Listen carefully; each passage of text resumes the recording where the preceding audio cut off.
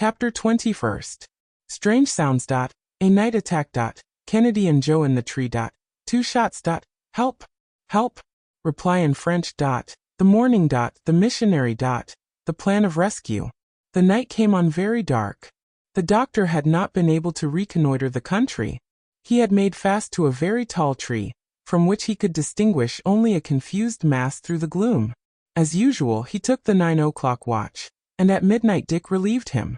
"Keep a sharp lookout, Dick," was the doctor's good-night injunction. "Is there anything new on the carpet?" "No, but I thought that I heard vague sounds below us, and as I don't exactly know where the wind has carried us to, even an excess of caution would do no harm." "You've probably heard the cries of wild beasts." "No. The sound seemed to me something altogether different from that. At all events, on the least alarm don't fail to waken us." "I'll do so, doctor. Rest easy." After listening attentively for a moment or two longer, the doctor, hearing nothing more, threw himself on his blankets and went to sleep. The sky was covered with dense clouds, but not a breath of air was stirring, and the balloon, kept in its place by only a single anchor, experienced not the slightest oscillation. Kennedy, leaning his elbow on the edge of the car, so as to keep an eye on the cylinder, which was actively at work, gazed out upon the calm obscurity. He eagerly scanned the horizon, and as often happens to minds that are uneasy or possessed with preconceived notions, he fancied that he sometimes detected vague gleams of light in the distance. At one moment he even thought that he saw them only 200 paces away, quite distinctly, but it was a mere flash that was gone as quickly as it came, and he noticed nothing more. It was, no doubt, one of those luminous illusions that sometimes impress the eye in the midst of very profound darkness. Kennedy was getting over his nervousness and falling into his wandering meditations again, when a sharp whistle pierced his ear. Was that the cry of an animal or of a night bird? Or did it come from human lips? Kennedy, perfectly comprehending the gravity of the situation, was on the point of waking his companions, but he reflected that, in any case, men or animals, the creatures that he had heard must be out of reach. So he merely saw that his weapons were all right, and then, with his night-glass, again plunged his gaze into space. It was not long before he thought he could perceive below him vague forms that seemed to be gliding toward the tree, and then, by the aid of a ray of moonlight that shot like an electric flash between 2 masses of cloud, he distinctly made out a group of human figures moving in the shadow. The adventure with the dog-faced baboons returned to his memory, and he placed his hand on the doctor's shoulder. The latter was awake in a moment. "Silence," said Dick. "Let us speak below our breath. Has anything happened?" "Yes, let us waken Joe." The instant that Joe was aroused, Kennedy told him what he had seen. "Those confounded monkeys again," said Joe. "Possibly, but we must be on our guard." "Joe and I," said Kennedy, "will climb down the tree by the ladder." "And in the meanwhile," added the doctor, "I will take my measures so that we can ascend rapidly at a moment's warning." "Agreed." "Let us go down then," said Joe. "Don't use your weapons, excepting at the last extremity. It would be a useless risk to make the natives aware of our presence in such a place as this." Dick and Joe replied with signs of assent, and then letting themselves slide noiselessly toward the tree, took their position in a fork among the strong branches where the anchor had caught. For some moments they listened minutely and motionlessly among the foliage, and ere long Joe seized Kennedy's hand as he heard a sort of rubbing sound against the bark of the tree. "Don't you hear that?" he whispered. "Yes, and it's coming nearer." "Suppose it should be a serpent? That hissing or whistling that you heard before?" "No. There was something human in it." "I'd prefer the savages, for I have a horror of those snakes." "The noise is increasing," said Kennedy, again, after a lapse of a few moments. "Yes. Something's coming up toward us, climbing. Keep watch on this side, and I'll take care of the other." "Very good." There they were, isolated at the top of one of the larger branches shooting out in the midst of one of those miniature forests called baobab trees.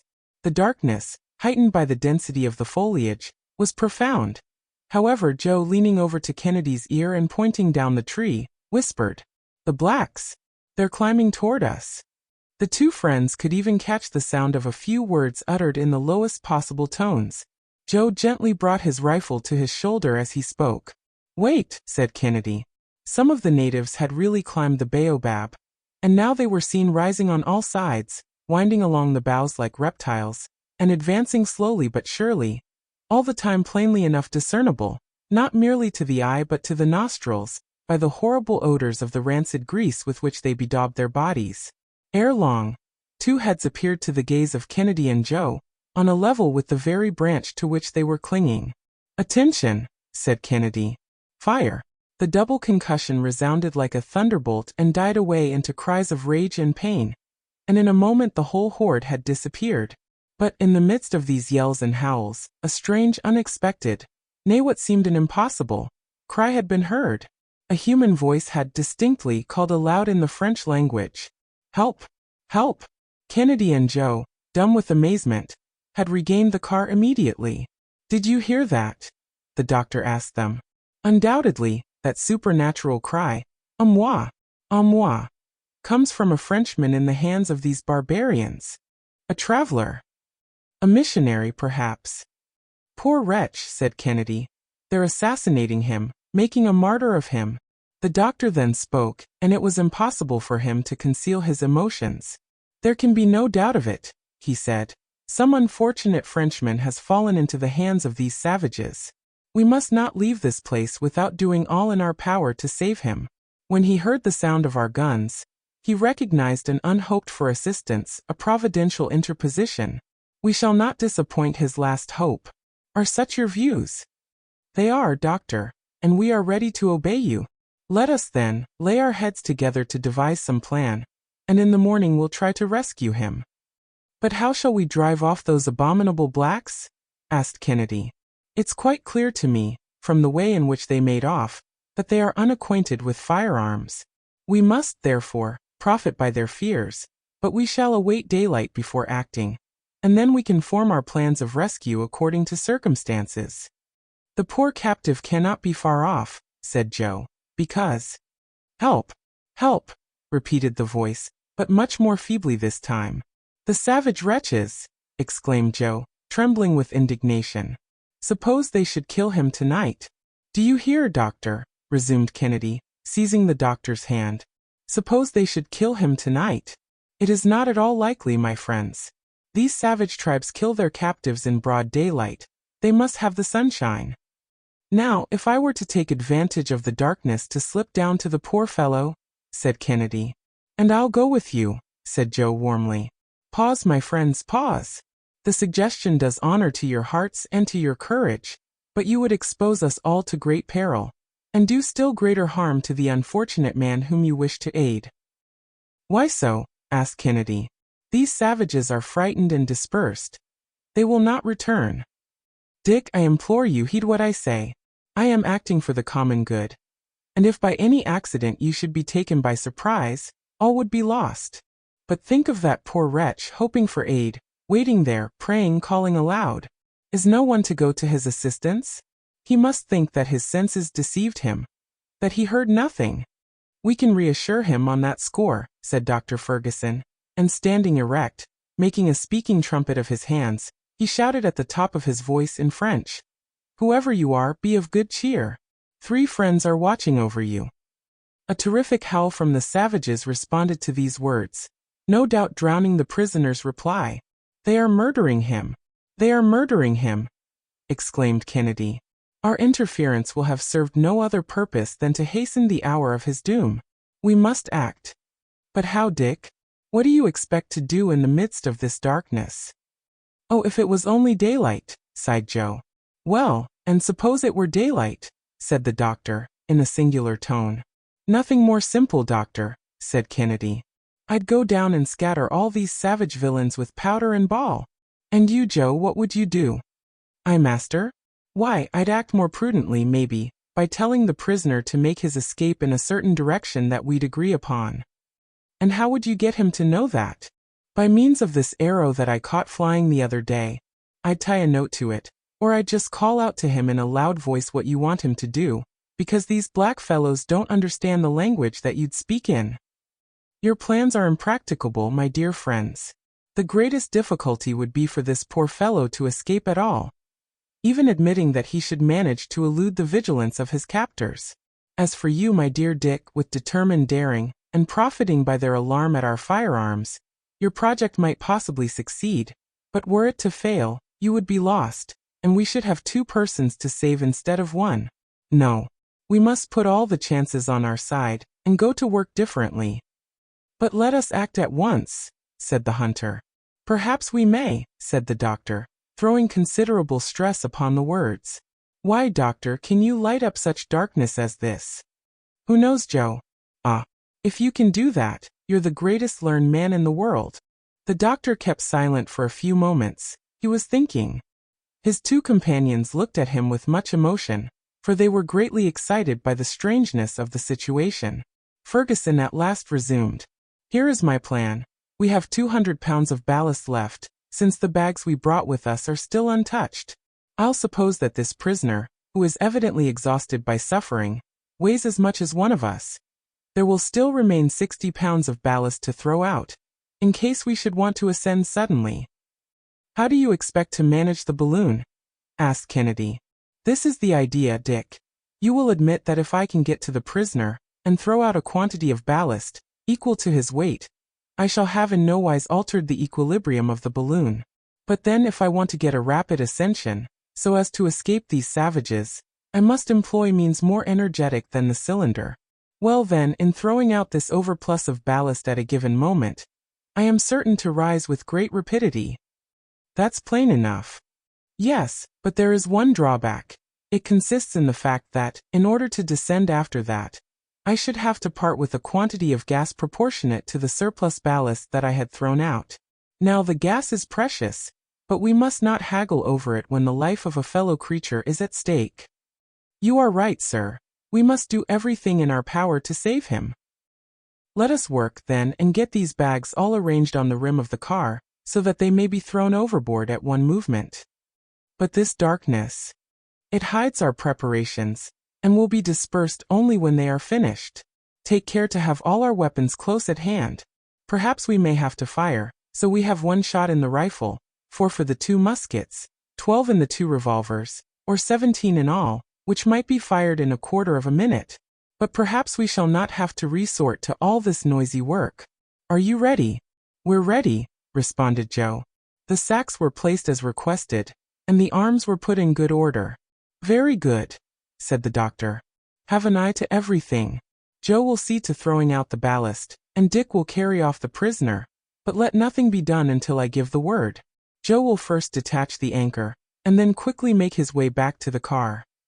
Joe let himself slide down by the rope, and in a few moments reappeared at his post, while the balloon, thus liberated, hung almost motionless in the air. In the meantime the doctor assured himself of the presence of a sufficient quantity of gas in the mixing tank to feed the cylinder, if necessary, without there being any need of resorting for some time to the Bunsen battery. He then took out the 2 perfectly isolated conducting wires, which served for the decomposition of the water, and searching in his traveling sack, brought forth 2 pieces of charcoal, cut down to a sharp point, and fixed one at the end of each wire. His 2 friends looked on, without knowing what he was about, but they kept perfectly silent. When the doctor had finished, he stood up erect in the car, and taking the 2 pieces of charcoal, 1 in each hand, drew their points nearly together. In a twinkling, an intense and dazzling light was produced, with an insupportable glow between the 2 pointed ends of charcoal, and a huge jet of electric radiance literally broke the darkness of the night. Oh! Ejaculated the astonished friends. Not a word, cautioned the doctor. Chapter 22. The jet of light, the missionary. The rescue, an array of electricity. A Lazarus priest. But little hope. The doctor's care. A life of self-denial. Passing a volcano. Dr. Ferguson darted his powerful electric jet toward various points of space, and caused it to rest on a spot from which shouts of terror were heard. His companions fixed their gaze eagerly on the place. The baobab, over which the balloon was hanging almost motionless, stood in the center of a clearing, where between fields of Indian corn and sugarcane, were seen some 50 low, conical huts, around which swarmed a numerous tribe. 100 feet below the balloon stood a large post, or stake, and at its foot lay a human being, a young man of 30 years or more, with long black hair, half naked, wasted and wan, bleeding, covered with wounds, his head bowed over upon his breast, as Christ's was, when he hung upon the cross. The hair, cut shorter on the top of his skull, still indicated the place of a half-effaced tonsure. "A missionary! A priest!" exclaimed Joe.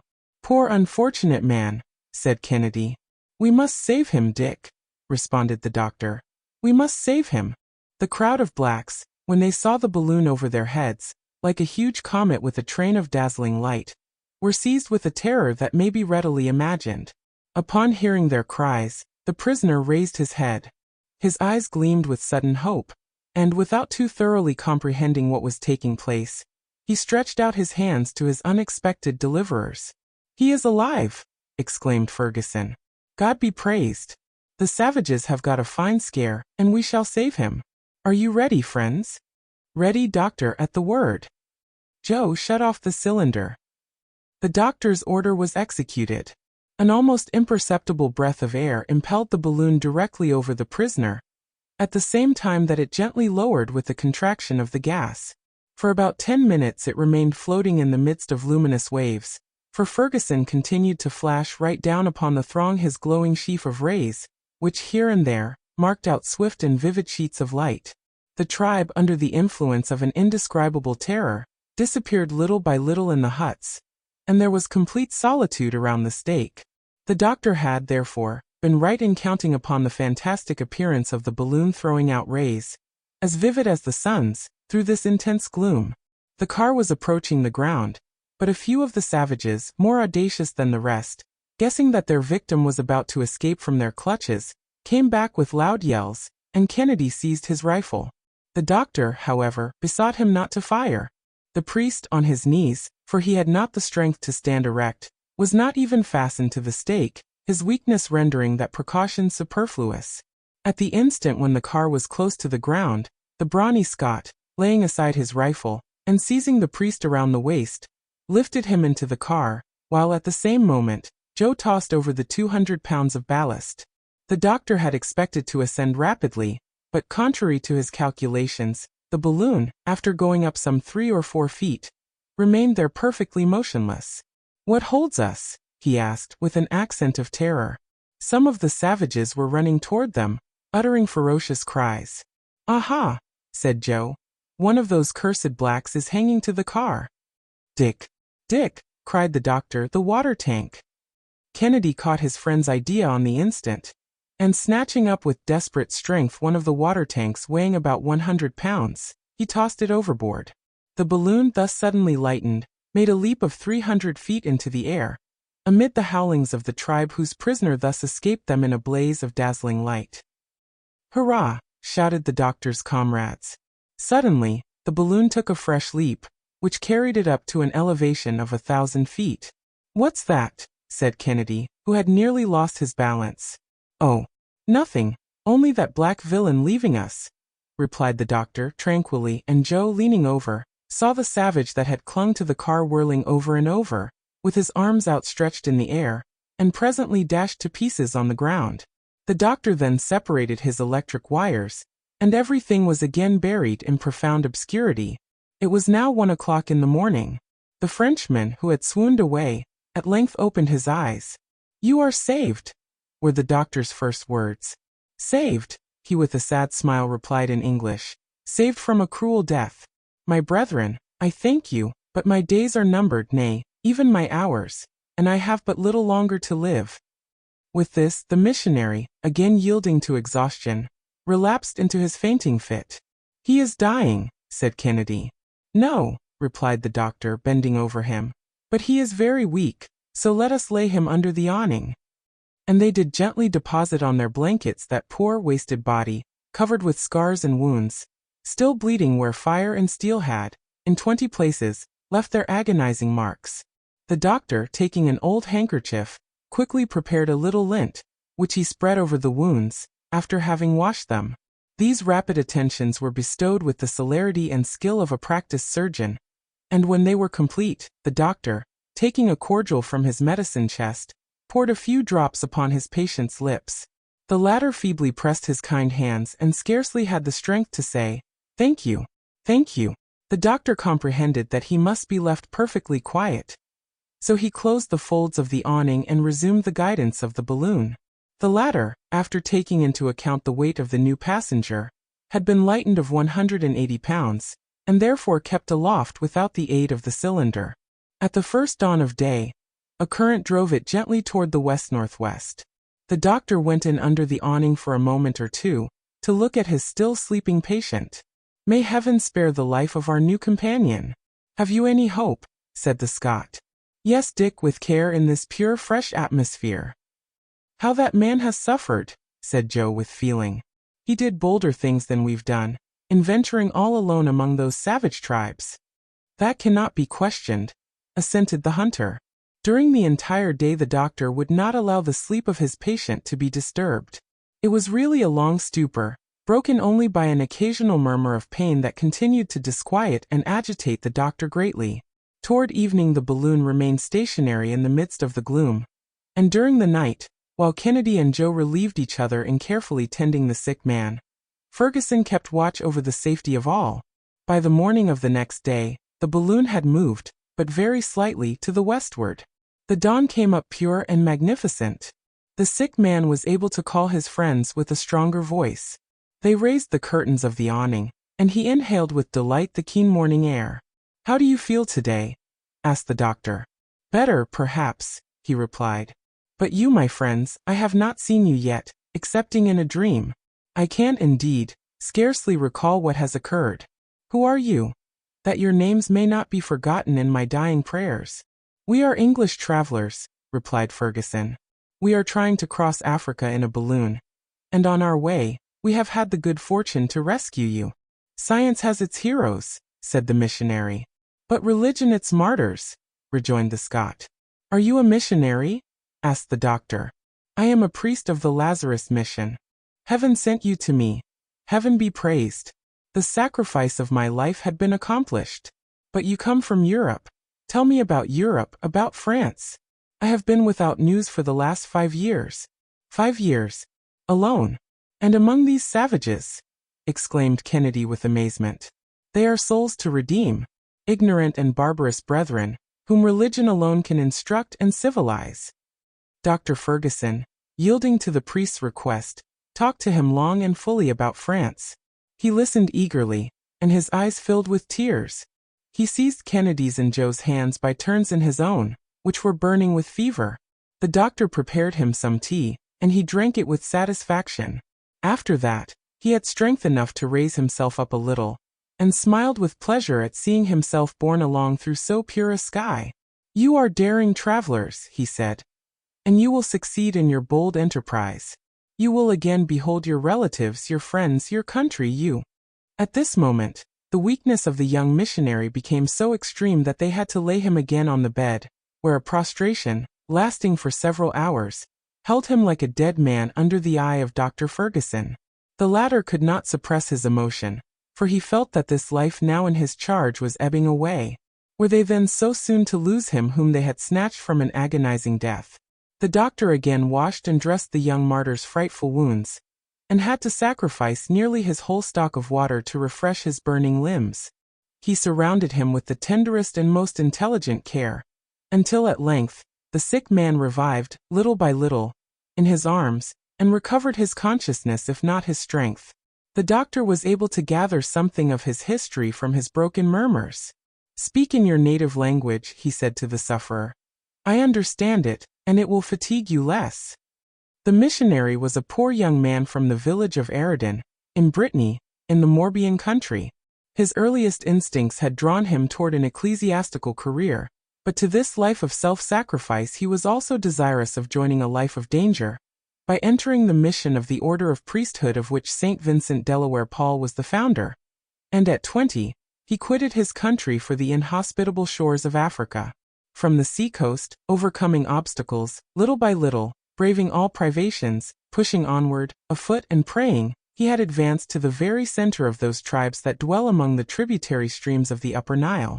For 2 years his faith was spurned, his zeal denied recognition, his charities taken in ill part, and he remained a prisoner to one of the cruelest tribes of the Nyambara, the object of every species of maltreatment. But still he went on teaching, instructing, and praying. the tribe having been dispersed and he left for dead. In one of those combats which are so frequent between the tribes, instead of retracing his steps, he persisted in his evangelical mission. His most tranquil time was when he was taken for a madman. Meanwhile, he had made himself familiar with the idioms of the country, and he catechized in them. At length, during 2 more long years, he traversed these barbarous regions, impelled by that superhuman energy that comes from God. For a year past he had been residing with that tribe of the Nyams known as the Barafri, one of the wildest and most ferocious of them all. The chief having died a few days before our travelers appeared, his sudden death was attributed to the missionary, and the tribe resolved to immolate him. His sufferings had already continued for the space of 40 hours, and as the doctor had supposed, he was to have perished in the blaze of the noonday sun. When he heard the sound of firearms, nature got the best of him, and he had cried out, "Help! Help!" He then thought that he must have been dreaming, when a voice, that seemed to come from the sky, had uttered words of consolation. "I have no regrets," he said, "for the life that is passing away from me. My life belongs to God." "Hope still," said the doctor. "We are near you and we will save you now, as we saved you from the tortures of the stake." "I do not ask so much of heaven," said the priest with resignation. "Blessed be God for having vouchsafed to me the joy before I die of having pressed your friendly hands, and having heard, once more, the language of my country."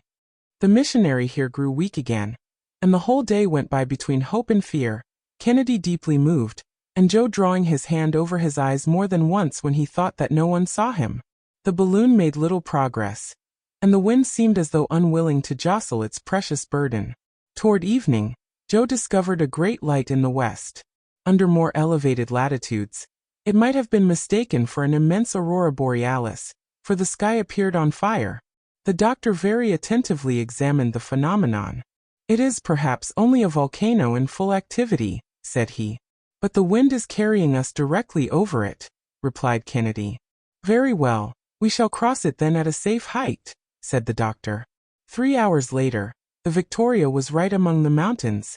Her exact position was 24 degrees 15 minutes east longitude, and 4 degrees 42 minutes north latitude, and 4 degrees 42 minutes north latitude. In front of her a volcanic crater was pouring forth torrents of melted lava, and hurling masses of rock to an enormous height. There were jets, too, of liquid fire that fell back in dazzling cascades. A superb but dangerous spectacle, for the wind with unswerving certainty was carrying the balloon directly toward this blazing atmosphere. This obstacle, which could not be turned, had to be crossed, so the cylinder was put to its utmost power, and the balloon rose to the height of 6,000 feet, leaving between it and the volcano a space of more than 300 fathoms.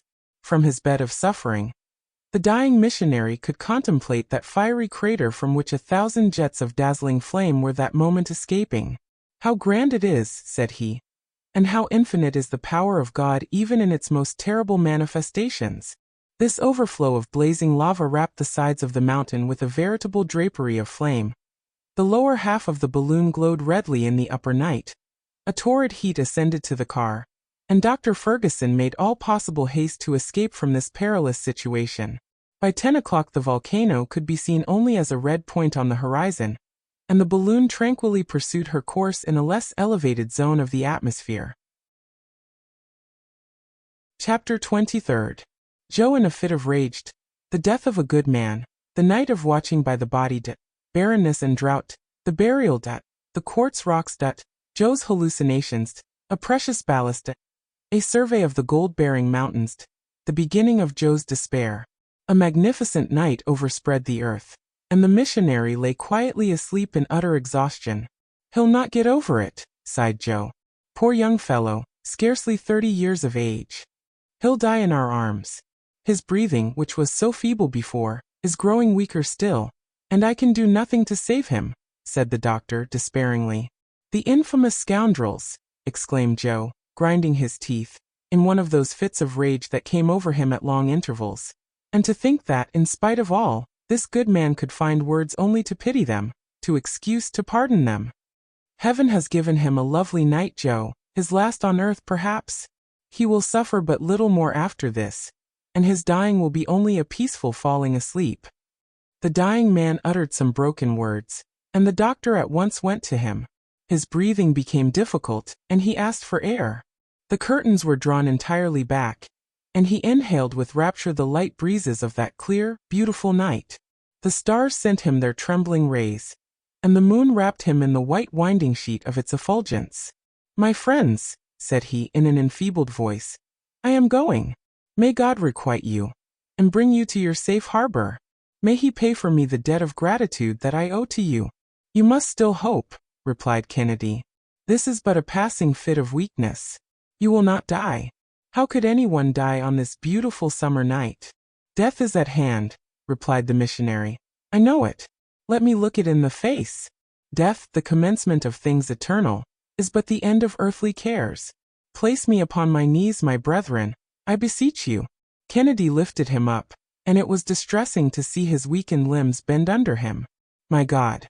My God!" exclaimed the dying apostle, "have pity on me." His countenance shone, far above that earth on which he had known no joys. In the midst of that night which sent to him its softest radiance, on the way to that heaven toward which he uplifted his spirit, as though in a miraculous assumption, he seemed already to live and breathe in the new existence. His last gesture was a supreme blessing on his new friends of only one day. Then he fell back into the arms of Kennedy, whose countenance was bathed in hot tears. "Dead," said the doctor, bending over him, "dead." And with one common accord, the three friends knelt together in silent prayer. "Tomorrow," resumed the doctor, "we shall bury him in the African soil which he has besprinkled with his blood."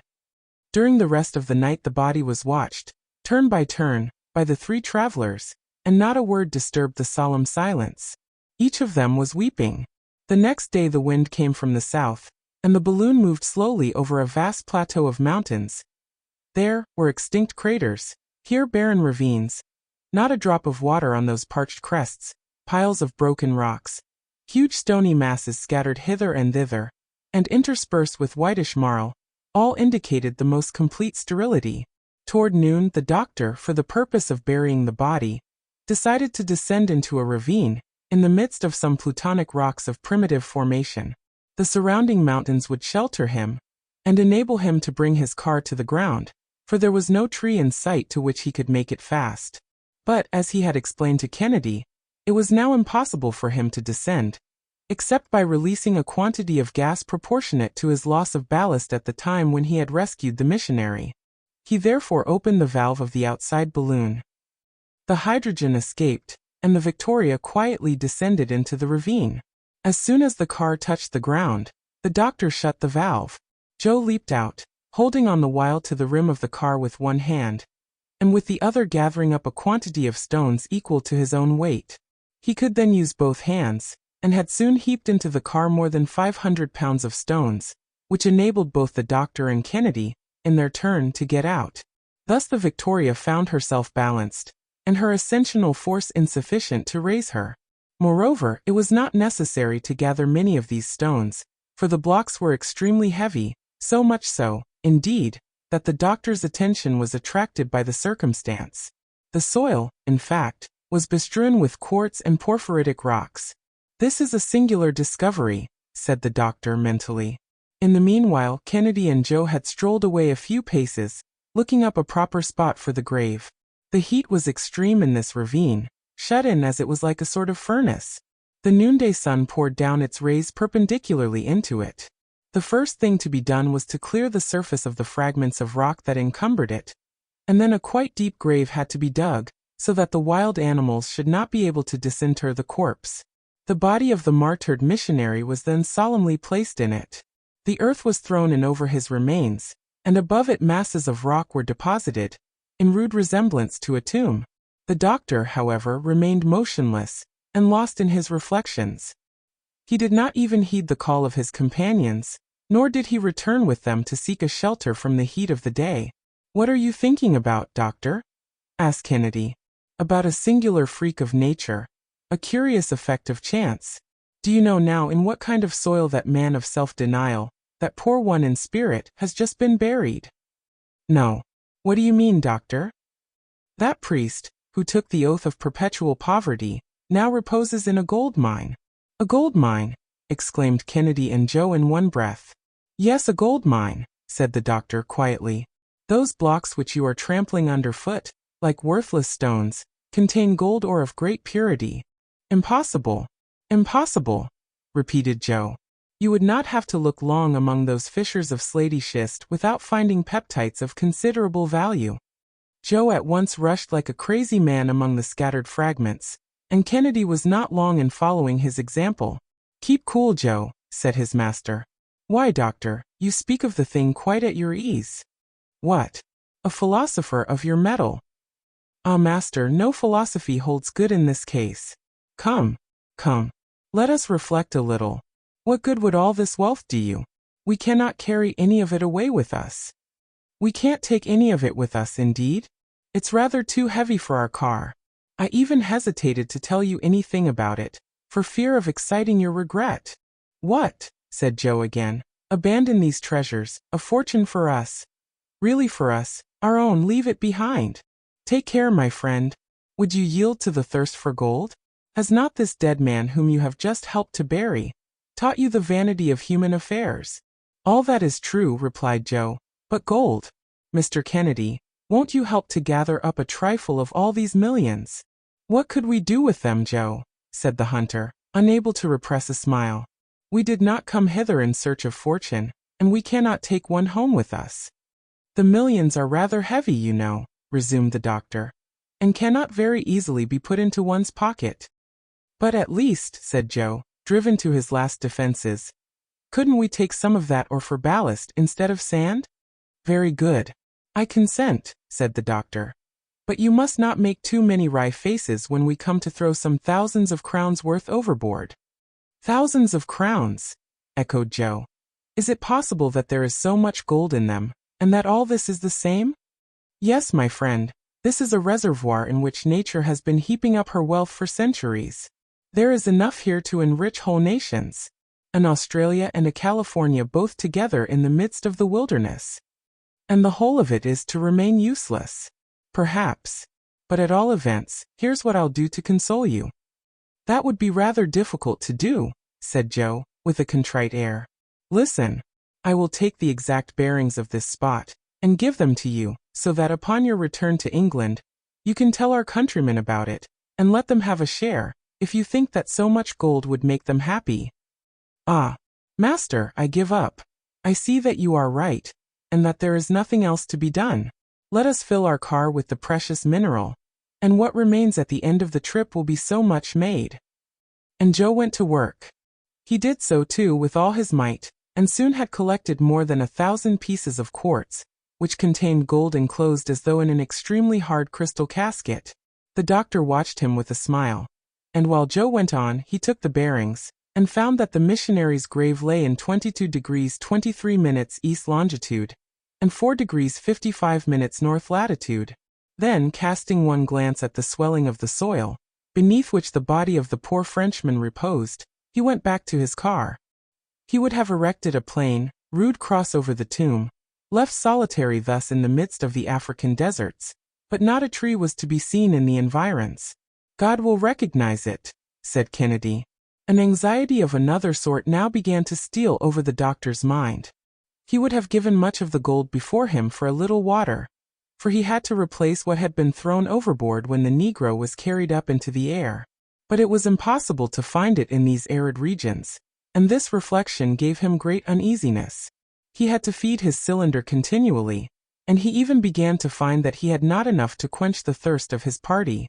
Therefore he determined to lose no opportunity of replenishing his supply.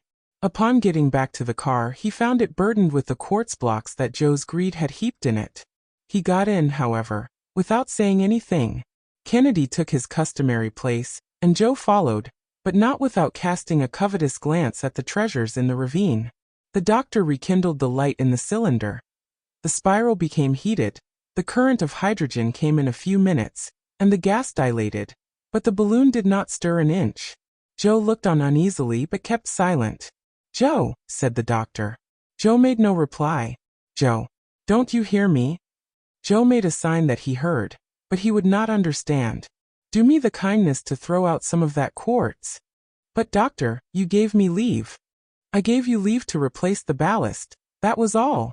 But, do you want to stay forever in this desert? Joe cast a despairing look at Kennedy, but the hunter put on the air of a man who could do nothing in the matter. Well, Joe, then your cylinder don't work, said the obstinate fellow. My cylinder?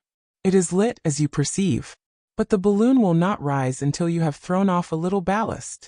Joe scratched his ear, picked up a piece of quartz, the smallest in the lot, weighed and reweighed it, and tossed it up and down in his hand. It was a fragment of about 3 or 4 pounds. At last he threw it out. But the balloon did not budge. Humph, said he. We're not going up yet. Not yet, said the doctor. Keep on throwing. Kennedy laughed. Joe now threw out some 10 pounds, but the balloon stood still. Joe got very pale. Poor fellow, said the doctor. Mr. Kennedy, you and I weigh, unless I am mistaken, about 400 pounds, so that you'll have to get rid of at least that weight, since it was put in here to make up for us. Throw away 400 pounds, said Joe piteously. And some more with it, or we can't rise. Come, courage, Joe. The brave fellow, heaving deep sighs, began at last to lighten the balloon. But from time to time he would stop and ask, Are you going up? No, not yet, was the invariable response. It moves, said he at last. Keep on, replied the doctor. It's going up, I'm sure. Keep on yet, said Kennedy. And Joe, picking up one more block, desperately tossed it out of the car. The balloon rose 100 feet or so, and aided by the cylinder, soon passed above the surrounding summits. Now, Joe, resumed the doctor, there still remains a handsome fortune for you, and if we can only keep the rest of this with us until the end of our trip, there you are, rich for the balance of your days. Joe made no answer, but stretched himself out luxuriously on his heap of quartz. See, my dear Dick, the doctor went on, just see the power of this metal over the cleverest lad in the world. What passions, what greed, what crimes, the knowledge of such a mine as that would cause. It is sad to think of it. By evening the balloon had made 90 miles to the westward, and was in a direct line 1,400 miles from Zanzibar. Chapter 24. The wind dies away. The vicinity of the desert. The mistake in the water supply. The nights of the equator. Dr. Ferguson's anxieties. The situation flatly stated. Energetic replies of Kennedy and Joe. One night more. The balloon, having been made fast to a solitary tree, almost completely dried up by the aridity of the region in which it stood, passed the night in perfect quietness, and the travelers were enabled to enjoy a little of the repose which they so greatly needed. The emotions of the day had left sad impressions on their minds. Toward morning, the sky had resumed its brilliant purity and its heat. The balloon ascended, and after several ineffectual attempts, fell into a current that, although not rapid, bore them toward the northwest. We are not making progress, said the doctor. If I am not mistaken, we have accomplished nearly half of our journey in 10 days, but at the rate at which we are going, it would take months to end it, and that is all the more vexatious, that we are threatened with a lack of water. But we'll find some, said Joe. It is not to be thought of that we shouldn't discover some river, some stream, or pond, in all this vast extent of country. I hope so. Now don't you think that it's Joe's cargo of stone that is keeping us back? Kennedy asked this question only to tease Joe, and he did so the more willingly because he had, for a moment, shared the poor lad's hallucinations, but not finding anything in them, he had fallen back into the attitude of a strong-minded looker-on, and turned the affair off with a laugh. Joe cast a mournful glance at him, but the doctor made no reply. He was thinking, not without secret terror, probably, of the vast solitudes of Sahara. For their whole weeks sometimes pass without the caravans meeting with a single spring of water. Occupied with these thoughts, he scrutinized every depression of the soil with the closest attention. These anxieties, and the incidents recently occurring, had not been without their effect upon the spirits of our 3 travelers. They conversed less, and were more wrapped in their own thoughts. Joe, clever lad as he was, seemed no longer the same person since his gaze had plunged into that ocean of gold. He kept entirely silent, and gazed incessantly upon the stony fragments heaped up in the car, worthless today, but of inestimable value tomorrow. The appearance of this part of Africa was, moreover, quite calculated to inspire alarm. The desert was gradually expanding around them. Not another village was to be seen. Not even a collection of a few huts. And vegetation also was disappearing. Barely a few dwarf plants could now be noticed, like those on the wild heaths of Scotland. Then came the first tract of grayish sand and flint, with here and there a lentisk tree and brambles. In the midst of this sterility, the rudimental carcass of the globe appeared in ridges of sharply jutting rock. These symptoms of a totally dry and barren region greatly disquieted Dr. Ferguson. It seemed as though no caravan had ever braved this desert expanse, or it would have left visible traces of its encampments, or the whitened bones of men and animals. But nothing of the kind was to be seen, and the aeronauts felt that ere long, an immensity of sand would cover the whole of this desolate region. However, there was no going back. They must go forward, and indeed, the doctor asked for nothing better. He would even have welcomed a tempest to carry him beyond this country. But there was not a cloud in the sky. At the close of the day, the balloon had not made 30 miles. If there had been no lack of water, but there remained only 3 gallons in all. The doctor put aside 1 gallon, destined to quench the burning thirst that a heat of 90 degrees rendered intolerable. 2 gallons only then remained to supply the cylinder. Hence, they could produce no more than 480 cubic feet of gas. Yet the cylinder consumed about 9 cubic feet per hour. Consequently, they could not keep on longer than 54 hours. And all this was a mathematical calculation. 54 hours, said the doctor to his companions. Therefore, as I am determined not to travel by night, for fear of passing some stream or pool, we have but 3 days and a half of journeying during which we must find water, at all hazards. I have thought it my duty to make you aware of the real state of the case, as I have retained only 1 gallon for drinking, and we shall have to put ourselves on the shortest allowance. Put us on short allowance then, doctor, responded Kennedy. But we must not despair. We have 3 days left, you say? Yes, my dear Dick. Well, as grieving over the matter won't help us, in 3 days there will be time enough to decide upon what is to be done. In the meanwhile, let us redouble our vigilance. At their evening meal, the water was strictly measured out, and the brandy was increased in quantity in the punch they drank. But they had to be careful with the spirits, the latter being more likely to produce than to quench thirst. The car rested, during the night, upon an immense plateau, in which there was a deep hollow. Its height was scarcely 800 feet above the level of the sea. This circumstance gave the doctor some hope, since it recalled to his mind the conjectures of geographers concerning the existence of a vast stretch of water in the center of Africa. But if such a lake really existed, the point was to reach it, and not a sign of change was visible in the motionless sky. To the tranquil night and its starry magnificence succeeded the unchanging daylight and the blazing rays of the sun. And from the earliest dawn, the temperature became scorching. At 5 o'clock in the morning, the doctor gave the signal for departure, and for a considerable time, the balloon remained immovable in the leaden atmosphere. The doctor might have escaped this intense heat by rising into a higher range, but in order to do so, he would have had to consume a large quantity of water, a thing that had now become impossible. He contented himself, therefore, with keeping the balloon at 100 feet from the ground, and at that elevation, a feeble current drove it toward the western horizon. The breakfast consisted of a little dried meat and pemmican. By noon, the Victoria had advanced only a few miles. We cannot go any faster, said the doctor. We no longer command. We have to obey. Ah, doctor, here is one of those occasions when a propeller would not be a thing to be despised. Undoubtedly so, Dick, provided it would not require an expenditure of water to put it in motion, for in that case, the situation would be precisely the same. Moreover, up to this time, nothing practical of the sort has been invented. Balloons are still at that point where ships were before the invention of steam. It took 6,000 years to invent propellers and screws, so we have time enough yet. Confounded heat, said Joe, wiping away the perspiration that was streaming from his forehead. If we had water, this heat would be of service to us, for it dilates the hydrogen in the balloon, and diminishes the amount required in the spiral, although it is true that, if we were not short of the useful liquid, we should not have to economize it. Ah, that rascally savage who cost us the tank. 3.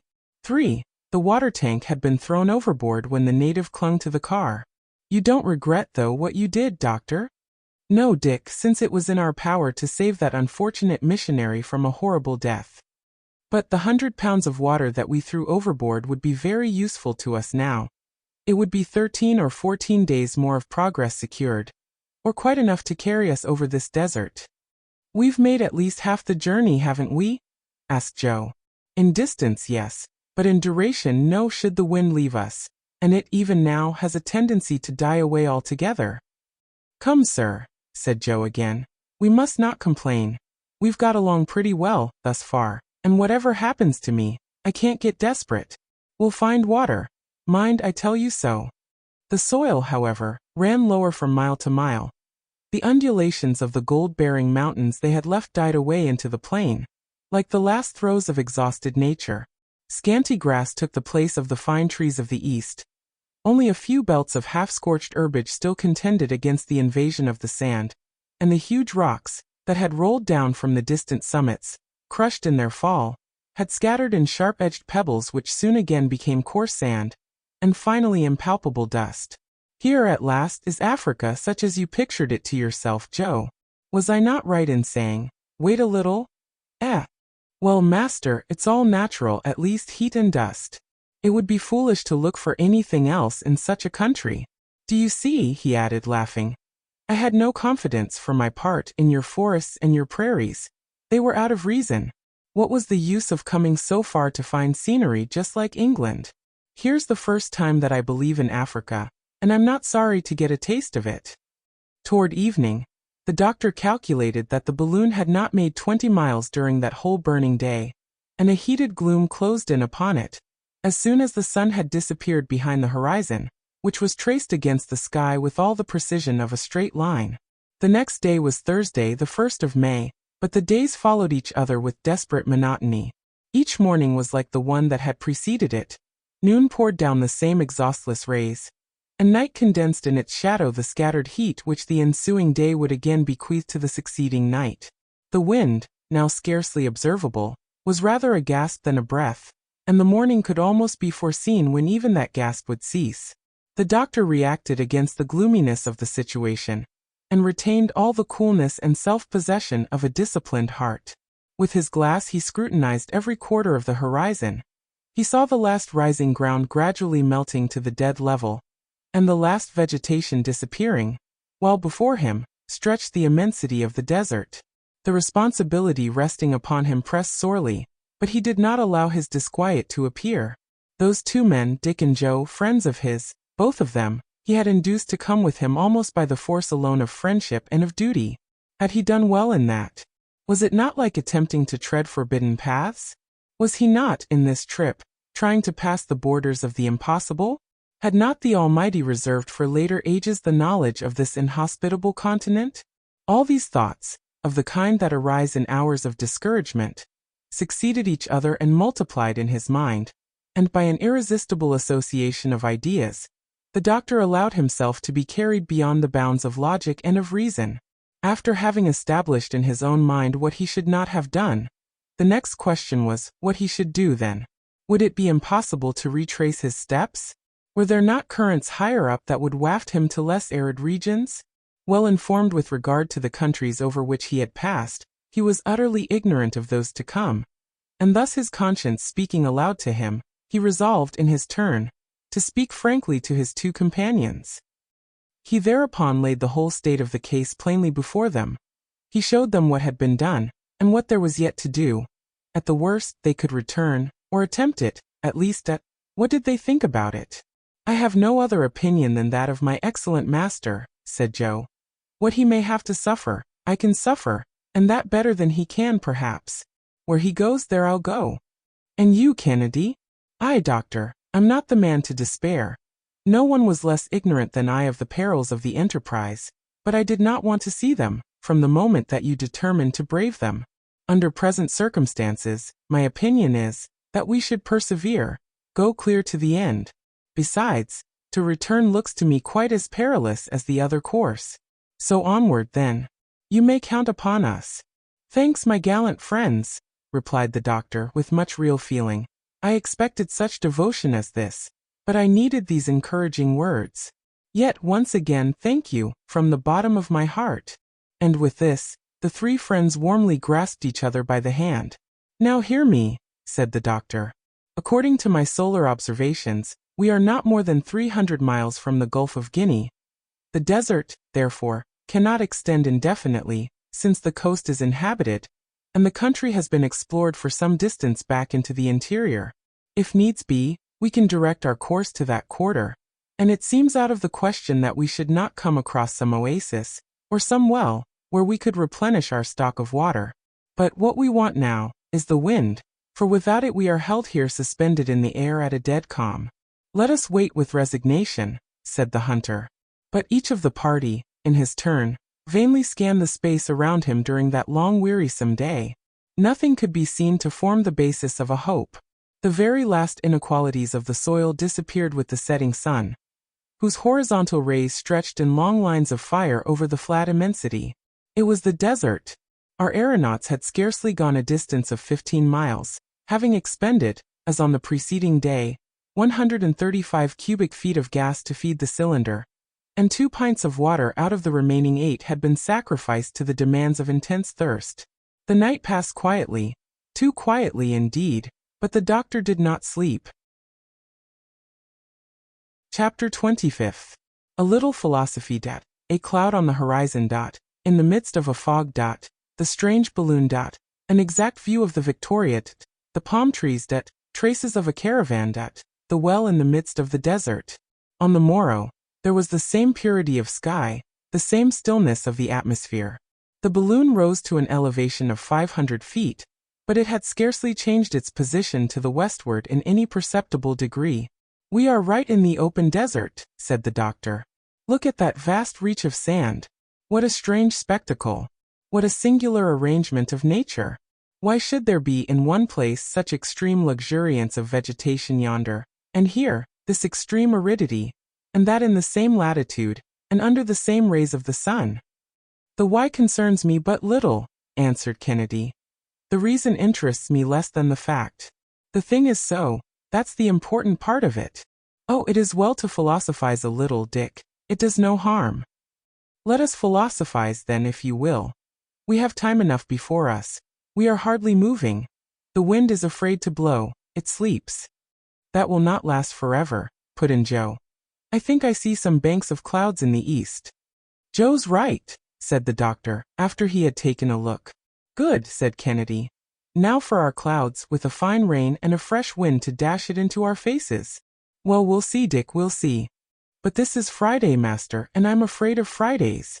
Well, I hope that this very day you'll get over those notions. I hope so, master, too. Phew, he added, mopping his face. Heat's a good thing, especially in winter, but in summer it don't do to take too much of it. Don't you fear the effect of the sun's heat on our balloon? Asked Kennedy, addressing the doctor. No. The gutta percha coating resists much higher temperatures than even this.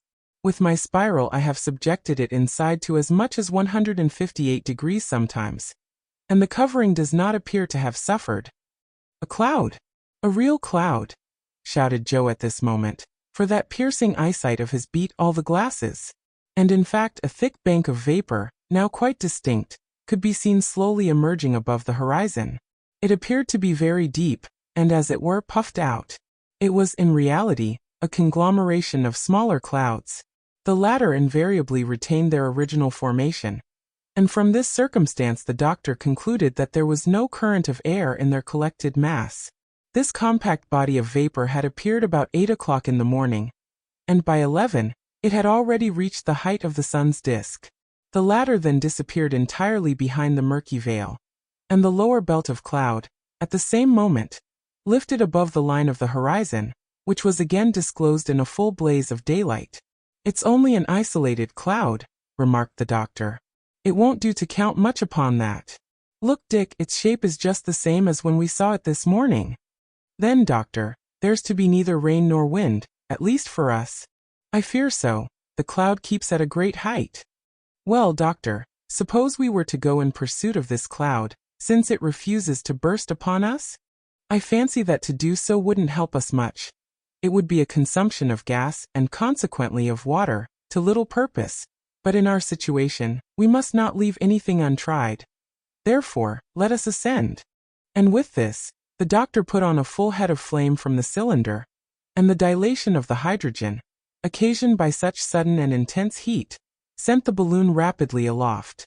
About 1,500 feet from the ground, it encountered an opaque mass of cloud, and entered a dense fog, suspended at that elevation, but it did not meet with the least breath of wind.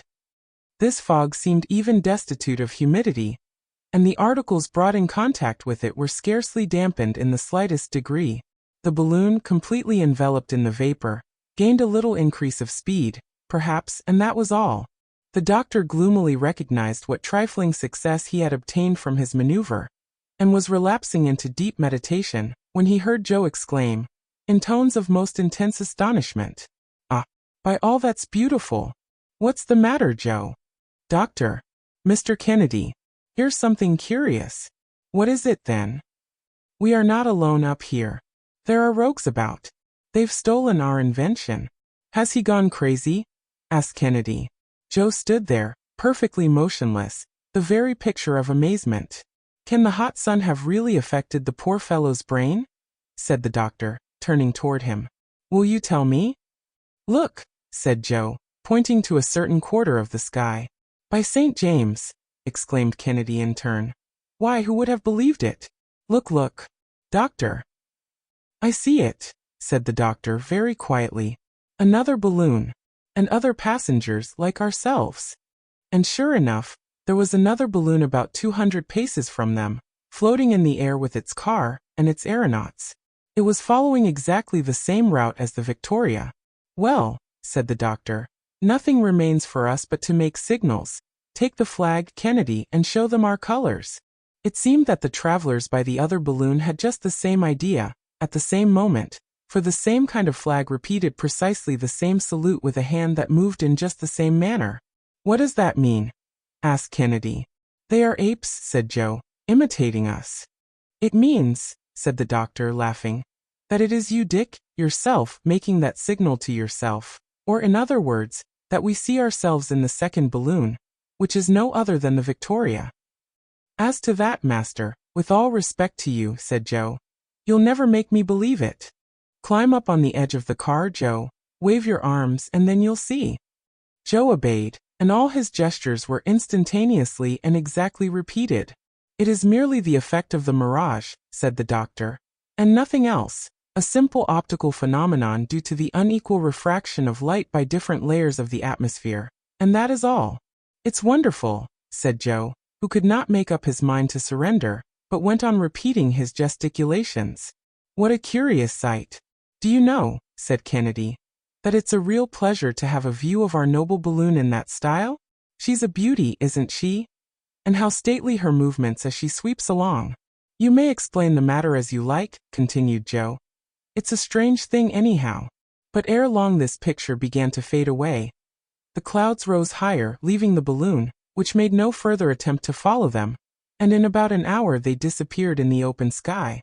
The wind, which had been scarcely perceptible, seemed still to diminish, and the doctor in perfect desperation descended toward the ground, and all three of the travelers, whom the incident just recorded had, for a few moments, diverted from their anxieties, relapsed into gloomy meditation, sweltering the while beneath the scorching heat. About 4 o'clock, Joe descried some object standing out against the vast background of sand, and soon was able to declare positively that there were 2 palm trees at no great distance. "Palm trees!" exclaimed Ferguson. "Why, then there's a spring, a well." He took up his glass and satisfied himself that Joe's eyes had not been mistaken. "At length," he said over and over again, "water, water, and we are saved, for if we do move slowly still we move, and we shall arrive at last. Good master, but suppose we were to drink a mouthful in the meantime, for this air is stifling." "Let us drink then, my boy." No one waited to be coaxed. A whole pint was swallowed then and there, reducing the total remaining supply to 3 pints and a half. "Ah, that does one good," said Joe. "Wasn't it fine? Barclay and Perkins never turned out ale equal to that." "See the advantage of being put on short allowance," moralized the doctor. "It is not great after all," retorted Kennedy. And if I were never again to have the pleasure of drinking water, I should agree on condition that I should never be deprived of it. At 6 o'clock the balloon was floating over the palm trees. They were two shriveled, stunted, dried-up specimens of trees, two ghosts of palms, without foliage, and more dead than alive. Ferguson examined them with terror. At their feet could be seen the half-worn stones of a spring, but these stones, pulverized by the baking heat of the sun, seemed to be nothing now but impalpable dust. There was not the slightest sign of moisture. The doctor's heart shrank within him, and he was about to communicate his thoughts to his companions, when their exclamations attracted his attention. As far as the eye could reach to the eastward, extended a long line of whitened bones. Pieces of skeletons surrounded the fountain. A caravan had evidently made its way to that point, marking its progress by its bleaching remains. The weaker had fallen one by one upon the sand.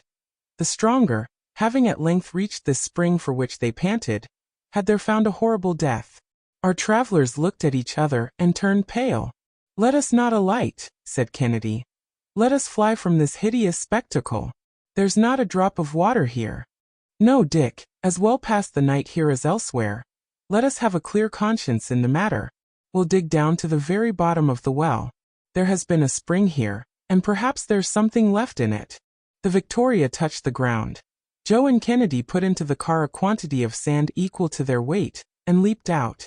They then hastened to the well, and penetrated to the interior by a flight of steps that was now nothing but dust. The spring appeared to have been dry for years.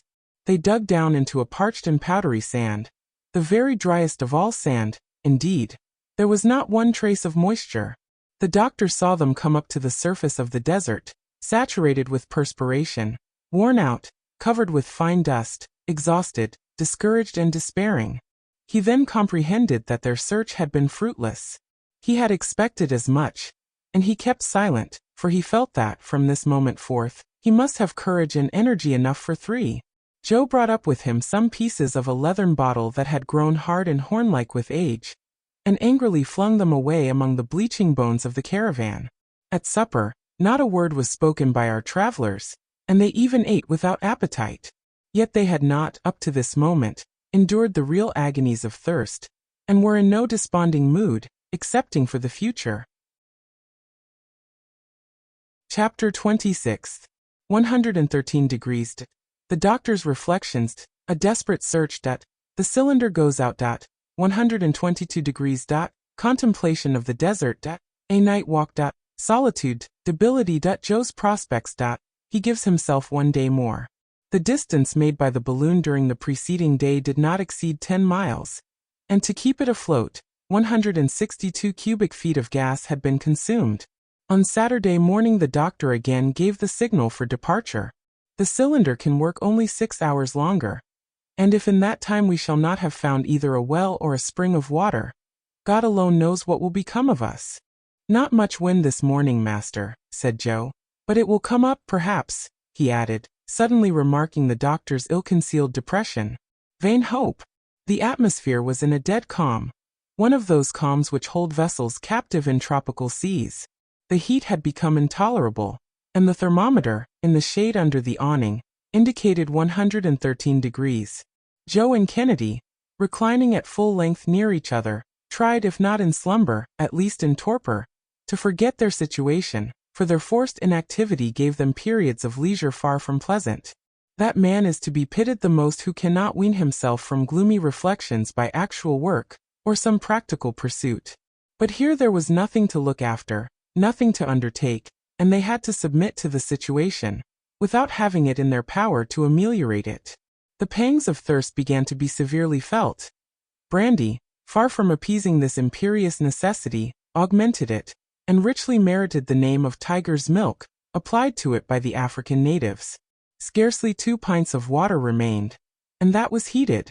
Each of the party devoured the few precious drops with his gaze, yet neither of them dared to moisten his lips with them. 2 pints of water in the midst of the desert.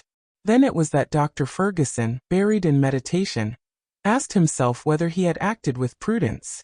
Would he not have done better to have kept the water that he had decomposed in pure loss, in order to sustain him in the air?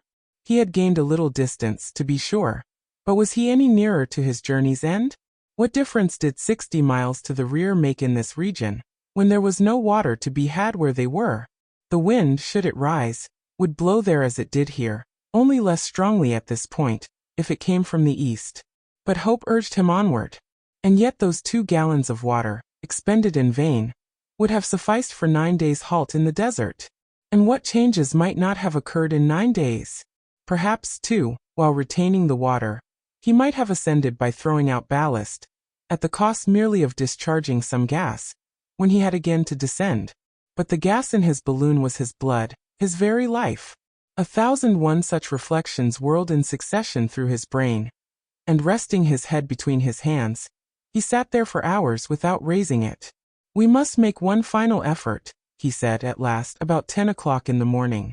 "We must endeavor, just once more, to find an atmospheric current to bear us away from here, and to that end, must risk our last resources." Therefore, while his companions slept, the doctor raised the hydrogen in the balloon to an elevated temperature, and the huge globe, filling out by the dilation of the gas, rose straight up in the perpendicular rays of the sun. The doctor searched vainly for a breath of wind, from the height of 100 feet to that of 5 miles. His starting point remained fatally right below him, and absolute calm seemed to reign, up to the extreme limits of the breathing atmosphere. At length the feeding supply of water gave out. The cylinder was extinguished for lack of gas, the Bunsen battery ceased to work, and the balloon, shrinking together, gently descended to the sand, in the very place that the car had hollowed out there. It was noon, and solar observations gave 19 degrees 35 minutes east longitude, and 6 degrees 51 minutes north latitude, or nearly 500 miles from Lake Chad, and more than 400 miles from the western coast of Africa. On the balloon taking ground, Kennedy and Joe awoke from their stupor. "We have halted," said the Scot. "We had to do so," replied the doctor gravely. His companions understood him. The level of the soil at that point corresponded with the level of the sea, and consequently, the balloon remained in perfect equilibrium, and absolutely motionless. The weight of the 3 travelers was replaced with an equivalent quantity of sand, and they got out of the car. Each was absorbed in his own thoughts, and for many hours neither of them spoke. Joe prepared their evening meal, which consisted of biscuit and pemmican, and was hardly tasted by either of the party. A mouthful of scalding water from their little store completed this gloomy repast. During the night none of them kept awake, yet none could be precisely said to have slept. On the morrow there remained only half a pint of water, and this the doctor put away, all 3 having resolved not to touch it until the last extremity. It was not long, however, before Joe exclaimed, "I'm choking, and the heat is getting worse. I'm not surprised at that though," he added, consulting the thermometer. 140 degrees. "The sand scorches me," said the hunter, "as though it had just come out of a furnace. And not a cloud in this sky of fire. It's enough to drive one mad." "Let us not despair," responded the doctor. "In this latitude these intense heats are invariably followed by storms, and the latter come with the suddenness of lightning. Notwithstanding this disheartening clearness of the sky, great atmospheric changes may take place in less than an hour." "But," asked Kennedy, "is there any sign whatever of that?" "Well," replied the doctor, "I think that there is some slight symptom of a fall in the barometer. May heaven hearken to you, Samuel, for here we are pinned to the ground, like a bird with broken wings. With this difference, however, my dear Dick, that our wings are unhurt, and I hope that we shall be able to use them again." "Ah, wind! Wind!" exclaimed Joe. "Enough to carry us to a stream or a well, and we'll be all right. We have provisions enough, and with water, we could wait a month without suffering, but thirst is a cruel thing." It was not thirst alone, but the unchanging sight of the desert, that fatigued the mind. There was not a variation in the surface of the soil, not a hillock of sand, not a pebble to relieve the gaze.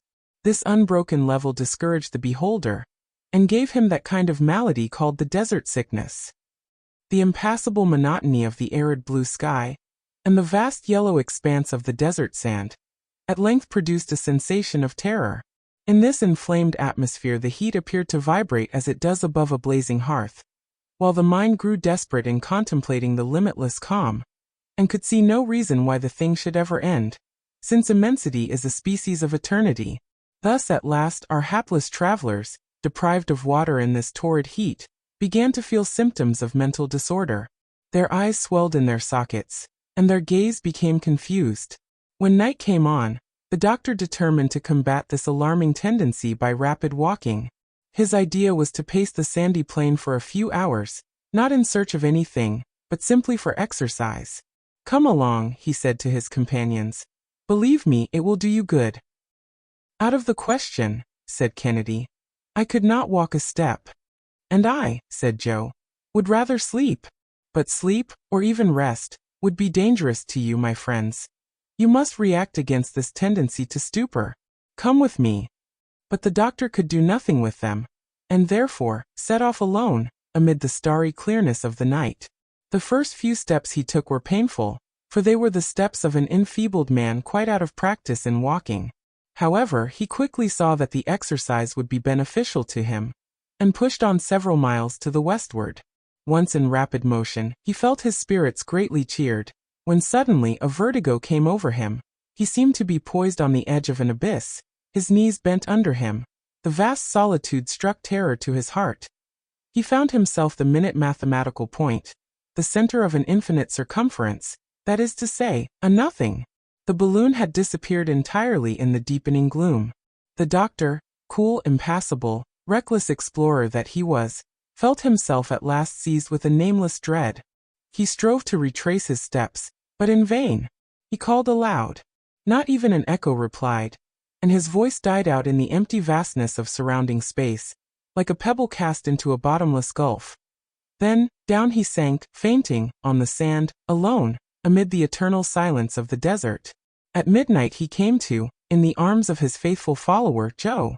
The latter, uneasy at his master's prolonged absence, had set out after him, easily tracing him by the clear imprint of his feet in the sand, and had found him lying in a swoon. "What has been the matter, sir?" was the first inquiry. "Nothing, Joe, nothing. Only a touch of weakness, that's all. It's over now." "Oh, it won't amount to anything, sir, I'm sure of that. But get up on your feet if you can. There. Lean upon me, and let us get back to the balloon." And the doctor, leaning on Joe's arm, returned along the track by which he had come. "You were too bold, sir. It won't do to run such risks. You might have been robbed," he added, laughing. "But sir, come now, let us talk seriously." "Speak. I am listening to you. We must positively make up our minds to do something. Our present situation cannot last more than a few days longer, and if we get no wind, we are lost." The doctor made no reply. "Well then, one of us must sacrifice himself for the good of all, and it is most natural that it should fall to me to do so. What have you to propose? What is your plan?" "A very simple one. It is to take provisions enough, and to walk right on until I come to some place, as I must do, sooner or later. In the meantime, if heaven sends you a good wind, you need not wait, but can start again. For my part, if I come to a village, I'll work my way through with a few Arabic words that you can write for me on a slip of paper, and I'll bring you help or lose my hide. What do you think of my plan?" "It is absolute folly, Joe, but worthy of your noble heart. The thing is impossible. You will not leave us."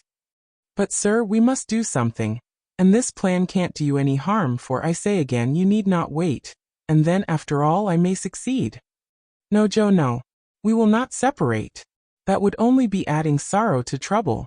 It was written that matters should be as they are, and it is very probably written that it shall be quite otherwise by and by. Let us wait, then, with resignation." "So be it, master. But take notice of one thing. I give you a day longer, and I'll not wait after that. Today is Sunday, we might say Monday, as it is 1 o'clock in the morning, and if we don't get off by Tuesday, I'll run the risk. I've made up my mind to that." The doctor made no answer, and in a few minutes they got back to the car, where he took his place beside Kennedy, who lay there plunged in silence so complete that it could not be considered sleep. Chapter 27. Terrific heat. Hallucinations. The last drops of water. Nights of despair. An attempt at suicide. The Simum. The oasis. The lion and lioness. The doctor's first care on the morrow was to consult the barometer. He found that the mercury had scarcely undergone any perceptible depression. "Nothing," he murmured, "nothing." He got out of the car and scrutinized the weather. There was only the same heat, the same cloudless sky, the same merciless drought. "Must we then give up to despair?" he exclaimed in agony. Joe did not open his lips.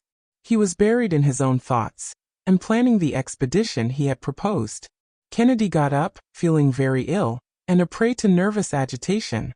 He was suffering horribly with thirst, and his swollen tongue and lips could hardly articulate a syllable. There still remained a few drops of water. Each of them knew this, and each was thinking of it, and felt himself drawn toward them, but neither of the three dared to take a step. Those three men, friends and companions as they were, fixed their haggard eyes upon each other with an instinct of ferocious longing, which was most plainly revealed in the hardy Scot, whose vigorous constitution yielded the soonest to these unnatural privations. Throughout the day he was delirious, pacing up and down, uttering hoarse cries, gnawing his clenched fists, and ready to open his veins and drink his own hot blood. "Ah," he cried, "land of thirst! Well might you be called the land of despair." At length he sank down in utter prostration, and his friends heard no other sound from him than the hissing of his breath between his parched and swollen lips. Toward evening, Joe had his turn of delirium. The vast expanse of sand appeared to him an immense pond, full of clear and limpid water, and more than once he dashed himself upon the scorching waste to drink long draughts, and rose again with his mouth clogged with hot dust. "Curses on it," he yelled in his madness. "It's nothing but salt water." Then, while Ferguson and Kennedy lay there motionless, the resistless longing came over him to drain the last few drops of water that had been kept in reserve. The natural instinct proved too strong. He dragged himself toward the car on his knees. He glared at the bottle containing the precious fluid. He gave one wild, eager glance, seized the treasured store, and bore it to his lips. At that instant he heard a heart-rending cry close beside him. "Water! Water!" It was Kennedy, who had crawled up close to him, and was begging there, upon his knees, and weeping piteously. Joe, himself in tears, gave the poor wretch the bottle, and Kennedy drained the last drop with savage haste. "Thanks," he murmured hoarsely, but Joe did not hear him, for both alike had dropped fainting on the sand. What took place during that fearful night neither of them knew. But on Tuesday morning, under those showers of heat which the sun poured down upon them, the unfortunate men felt their limbs gradually drying up, and when Joe attempted to rise he found it impossible. He looked around him. In the car, the doctor, completely overwhelmed, sat with his arms folded on his breast, gazing with idiotic fixedness upon some imaginary point in space. Kennedy was frightful to behold. He was rolling his head from right to left like a wild beast in a cage. All at once, his eyes rested on the butt of his rifle, which jutted above the rim of the car. "Ah!" he screamed, raising himself with a superhuman effort. Desperate, mad, he snatched at the weapon, and turned the barrel toward his mouth. "Kennedy!" shouted Joe, throwing himself upon his friend. "Let go. Hands off!" moaned the Scot, in a hoarse, grating voice, and then the two struggled desperately for the rifle. "Let go, or I'll kill you," repeated Kennedy. But Joe clung to him only the more fiercely, and they had been contending thus without the doctor seeing them for many seconds, when suddenly the rifle went off. At the sound of its discharge, the doctor rose up erect, like a spectre, and glared around him. But all at once his glance grew more animated. He extended his hand toward the horizon, and in a voice no longer human shrieked, "There! They're off there!" There was such fearful force in the cry that Kennedy and Joe released each other, and both looked where the doctor pointed. The plain was agitated like the sea shaken by the fury of a tempest. Billows of sand went tossing over each other amid blinding clouds of dust. An immense pillar was seen whirling toward them through the air from the southeast, with terrific velocity. The sun was disappearing behind an opaque veil of cloud whose enormous barrier extended clear to the horizon, while the grains of fine sand went gliding together with all the supple ease of liquid particles, and the rising dust tide gained more and more with every second. Ferguson's eyes gleamed with a ray of energetic hope. "The simum!" he exclaimed. "The simum!" repeated Joe, without exactly knowing what it meant. "So much the better," said Kennedy, with the bitterness of despair. "So much the better. We shall die. So much the better, echoed the doctor, for we shall live. And so saying, he began rapidly to throw out the sand that encumbered the car. At length his companions understood him, and took their places at his side. And now, Joe, said the doctor, throw out some 50 pounds of your ore there. Joe no longer hesitated, although he still felt a fleeting pang of regret. The balloon at once began to ascend. It was high time, said the doctor. The simoom, in fact, came rushing on like a thunderbolt, and a moment later the balloon would have been crushed, torn to atoms, annihilated. The awful whirlwind was almost upon it, and it was already pelted with showers of sand driven like hail by the storm. Out with more ballast, shouted the doctor. There, responded Joe, tossing over a huge fragment of quartz. With this, the Victoria rose swiftly above the range of the whirling column. But caught in the vast displacement of the atmosphere thereby occasioned, it was borne along with incalculable rapidity away above this foaming sea. The three travelers did not speak. They gazed and hoped, and even felt refreshed by the breath of the tempest. About 3 o'clock the whirlwind ceased. The sand, falling again upon the desert, formed numberless little hillocks, and the sky resumed its former tranquility. The balloon, which had again lost its momentum, was floating in sight of an oasis, a sort of islet studded with green trees, thrown up upon the surface of this sandy ocean. Water! We'll find water there, said the doctor. And instantly, opening the upper valve, he let some hydrogen escape, and slowly descended, taking the ground at about 200 feet from the edge of the oasis. In 4 hours the travelers had swept over a distance of 240 miles. The car was at once ballasted, and Kennedy, closely followed by Joe, leaped out. Take your guns with you, said the doctor. Take your guns and be careful. Dick grasped his rifle, and Joe took one of the fowling pieces. They then rapidly made for the trees, and disappeared under the fresh verdure, which announced the presence of abundant springs. As they hurried on, they had not taken notice of certain large footprints and fresh tracks of some living creature marked here and there in the damp soil. Suddenly, a dull roar was heard not 20 paces from them. The roar of a lion, said Joe. Good for that, said the excited hunter. We'll fight him. A man feels strong when only a fight's in question. But be careful, Mr. Kennedy, be careful. The lives of all depend upon the life of one. But Kennedy no longer heard him. He was pushing on, his eye blazing, his rifle cocked, fearful to behold in his daring rashness. There, under a palm tree, stood an enormous black-maned lion, crouching for a spring on his antagonist. Scarcely had he caught a glimpse of the hunter, when he bounded through the air, but he had not touched the ground ere a bullet pierced his heart, and he fell to the earth dead. Hurrah! Hurrah! Shouted Joe, with wild exultation. Kennedy rushed toward the well, slid down the dampened steps, and flung himself at full length by the side of a fresh spring, in which he plunged his parched lips. Joe followed suit, and for some minutes nothing was heard but the sound they made with their mouths, drinking more like maddened beasts than men. Take care, Mr. Kennedy, said Joe at last. Let us not overdo the thing. And he panted for breath. But Kennedy, without a word, drank on. He even plunged his hands, and then his head, into the delicious tide. He fairly reveled in its coolness. But the doctor, said Joe. Our friend, Dr. Ferguson? That one word recalled Kennedy to himself, and hastily filling a flask that he had brought with him, he started on a run up the steps of the well. But what was his amazement when he saw an opaque body of enormous dimensions blocking up the passage. Joe, who was close upon Kennedy's heels, recoiled with him. We are blocked in and trapped. Impossible. What does that mean? Dick had no time to finish. A terrific roar made him only too quickly aware what foe confronted him. Another lion, exclaimed Joe. A lioness, rather, said Kennedy. Ah, ferocious brute, he added. I'll settle you in a moment more, and swiftly reloaded his rifle. In another instant he fired, but the animal had disappeared. Onward, shouted Kennedy. No, interposed the other. That shot did not kill her. Her body would have rolled down the steps. She's up there, ready to spring upon the first of us who appears, and he would be a lost man. But what are we to do? We must get out of this, and the doctor is expecting us. Let us decoy the animal. Take my piece, and give me your rifle. What is your plan? You'll see. And Joe, taking off his linen jacket, hung it on the end of the rifle, and thrust it above the top of the steps. The lioness flung herself furiously upon it.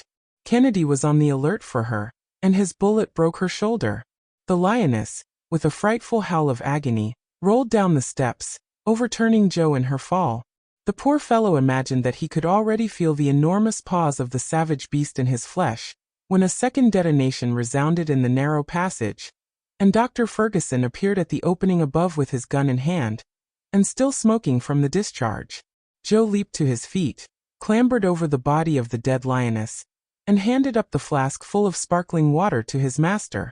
To carry it to his lips, and to half empty it at a draught, was the work of an instant, and the three travelers offered up thanks from the depths of their hearts to that Providence who had so miraculously saved them. Chapter 28. An evening of delight. Joe's culinary performance.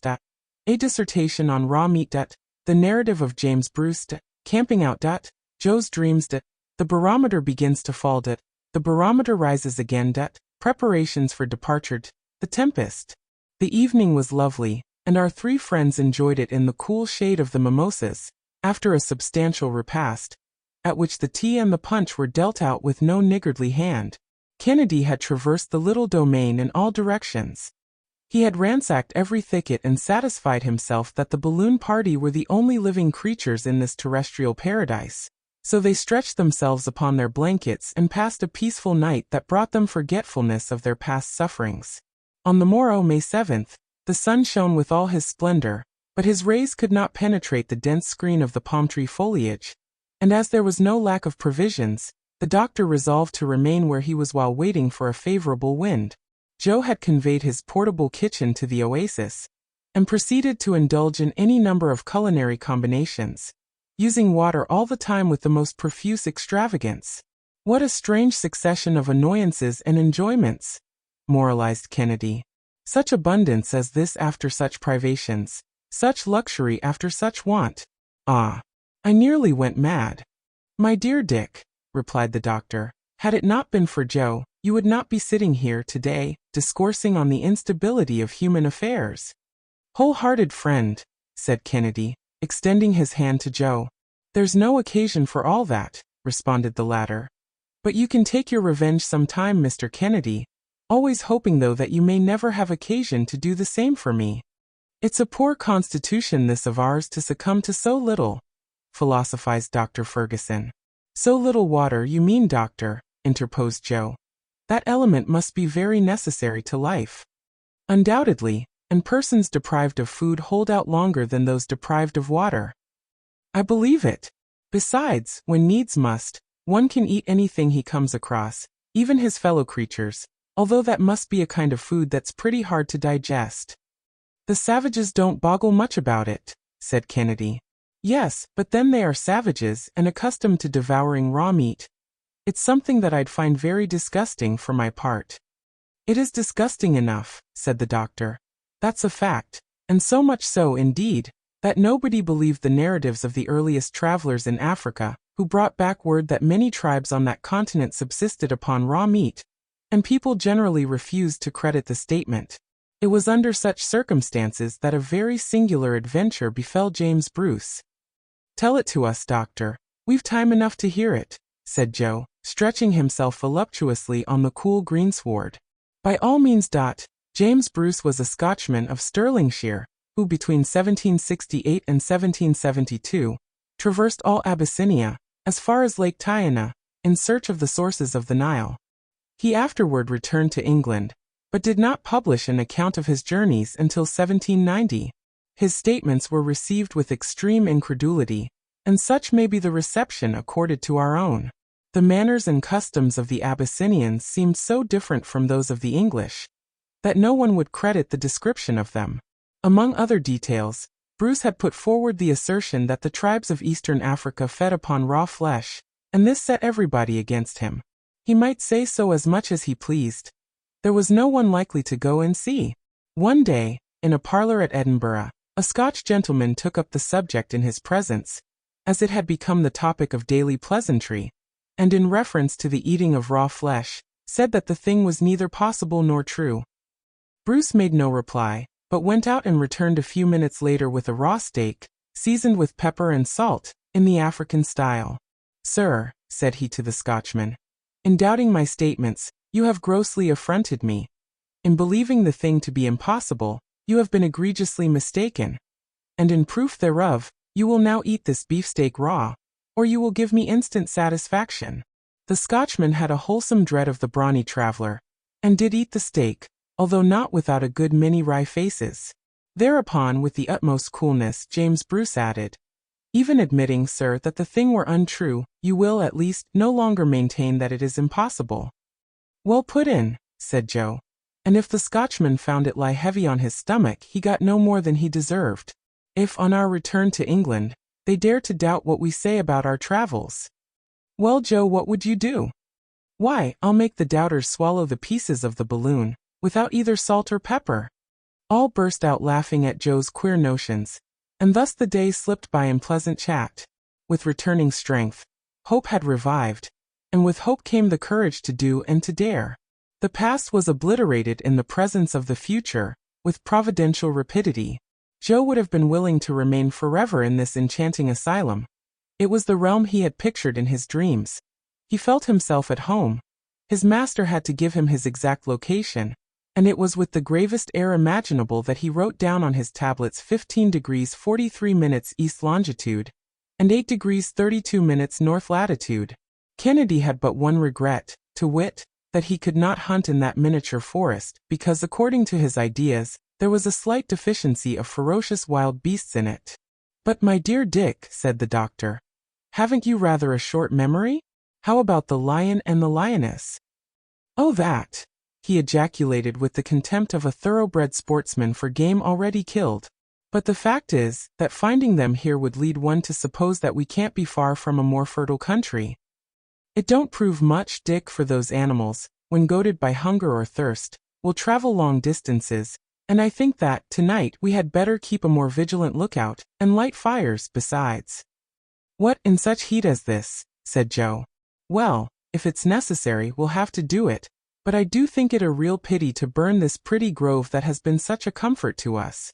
Oh, above all things, we must take the utmost care not to set it on fire," replied the doctor, "so that others in the same strait as ourselves may some day find shelter here in the middle of the desert." "I'll be very careful indeed, doctor, but do you think that this oasis is known?" "Undoubtedly. It is a halting place for the caravans that frequent the center of Africa, and a visit from one of them might be anything but pleasant to you, Joe." "Why, are there any more of those rascally Nyam around here?" "Certainly, that is the general name of all the neighboring tribes, and under the same climates, the same races are likely to have similar manners and customs." "Pah!" said Joe, "but after all, it's natural enough. If savages had the ways of gentlemen, where would be the difference? By George, these fine fellows wouldn't have to be coaxed long to eat the Scotchman's raw steak, nor the Scotchman either, into the bargain." With this very sensible observation, Joe began to get ready his firewood for the night, making just as little of it as possible. Fortunately, these precautions were superfluous, and each of the party, in his turn, dropped off into the soundest slumber. On the next day the weather still showed no sign of change, but kept provokingly and obstinately fair. The balloon remained motionless, without any oscillation to betray a breath of wind. The doctor began to get uneasy again. If their stay in the desert were to be prolonged like this, their provisions would give out. After nearly perishing for want of water, they would, at last, have to starve to death. But he took fresh courage as he saw the mercury fall considerably in the barometer, and noticed evident signs of an early change in the atmosphere. He therefore resolved to make all his preparations for a start, so as to avail himself of the first opportunity. The feeding tank and the water tank were both completely filled. Then he had to re-establish the equilibrium of the balloon, and Joe was obliged to part with another considerable portion of his precious quartz. With restored health, his ambitious notions had come back to him, and he made more than one wry face before obeying his master, but the latter convinced him that he could not carry so considerable a weight with him through the air, and gave him his choice between the water and the gold. Joe hesitated no longer, but flung out the requisite quantity of his much prized ore upon the sand. The next people who come this way, he remarked, will be rather surprised to find a fortune in such a place. And suppose some learned traveler should come across these specimens, suggested Kennedy. You may be certain, Dick, that they would take him by surprise, and that he would publish his astonishment in several folios, so that some day we shall hear of a wonderful deposit of gold-bearing quartz in the midst of the African sands. And Joe there will be the cause of it all. This idea of mystifying some learned sage tickled Joe hugely, and made him laugh. During the rest of the day the doctor vainly kept on the watch for a change of weather. The temperature rose, and had it not been for the shade of the oasis, would have been insupportable. The thermometer marked 149 degrees in the sun, and a veritable rain of fire filled the air. This was the most intense heat that they had yet noted. Joe arranged their bivouac for that evening, as he had done for the previous night, and during the watches kept by the doctor and Kennedy there was no fresh incident. But, toward 3 o'clock in the morning, while Joe was on guard, the temperature suddenly fell. The sky became overcast with clouds, and the darkness increased. "Turn out!" cried Joe, arousing his companions. "Turn out! Here's the wind!" "At last!" exclaimed the doctor, eyeing the heavens. "But it is a storm! The balloon! Let us hasten to the balloon!" It was high time for them to reach it. The Victoria was bending to the force of the hurricane, and dragging along the car, the latter grazing the sand. Had any portion of the ballast been accidentally thrown out, the balloon would have been swept away, and all hope of recovering it have been forever lost. But fleet-footed Joe put forth his utmost speed, and checked the car, while the balloon beat upon the sand, at the risk of being torn to pieces. The doctor, followed by Kennedy, leaped in, and lit his cylinder, while his companions threw out the superfluous ballast. The travelers took one last look at the trees of the oasis bowing to the force of the hurricane, and soon, catching the wind at 200 feet above the ground, disappeared in the gloom. Chapter 29. Signs of vegetation. The fantastic notion of a French author. A magnificent country. The kingdom of Adamova. The explorations of Speke and Burton connected with those of Dr. Barth. The Atlantica Mountains. The river Benue. The city of Yola. The Bagil. Mount Mendif. From the moment of their departure, the travelers moved with great velocity. They longed to leave behind them the desert, which had so nearly been fatal to them. About 9:15 in the morning, they caught a glimpse of some signs of vegetation, herbage floating on that sea of sand, and announcing, as the weeds upon the ocean did to Christopher Columbus, the nearness of the shore, green shoots peeping up timidly between pebbles that were, in their turn, to be the rocks of that vast expanse.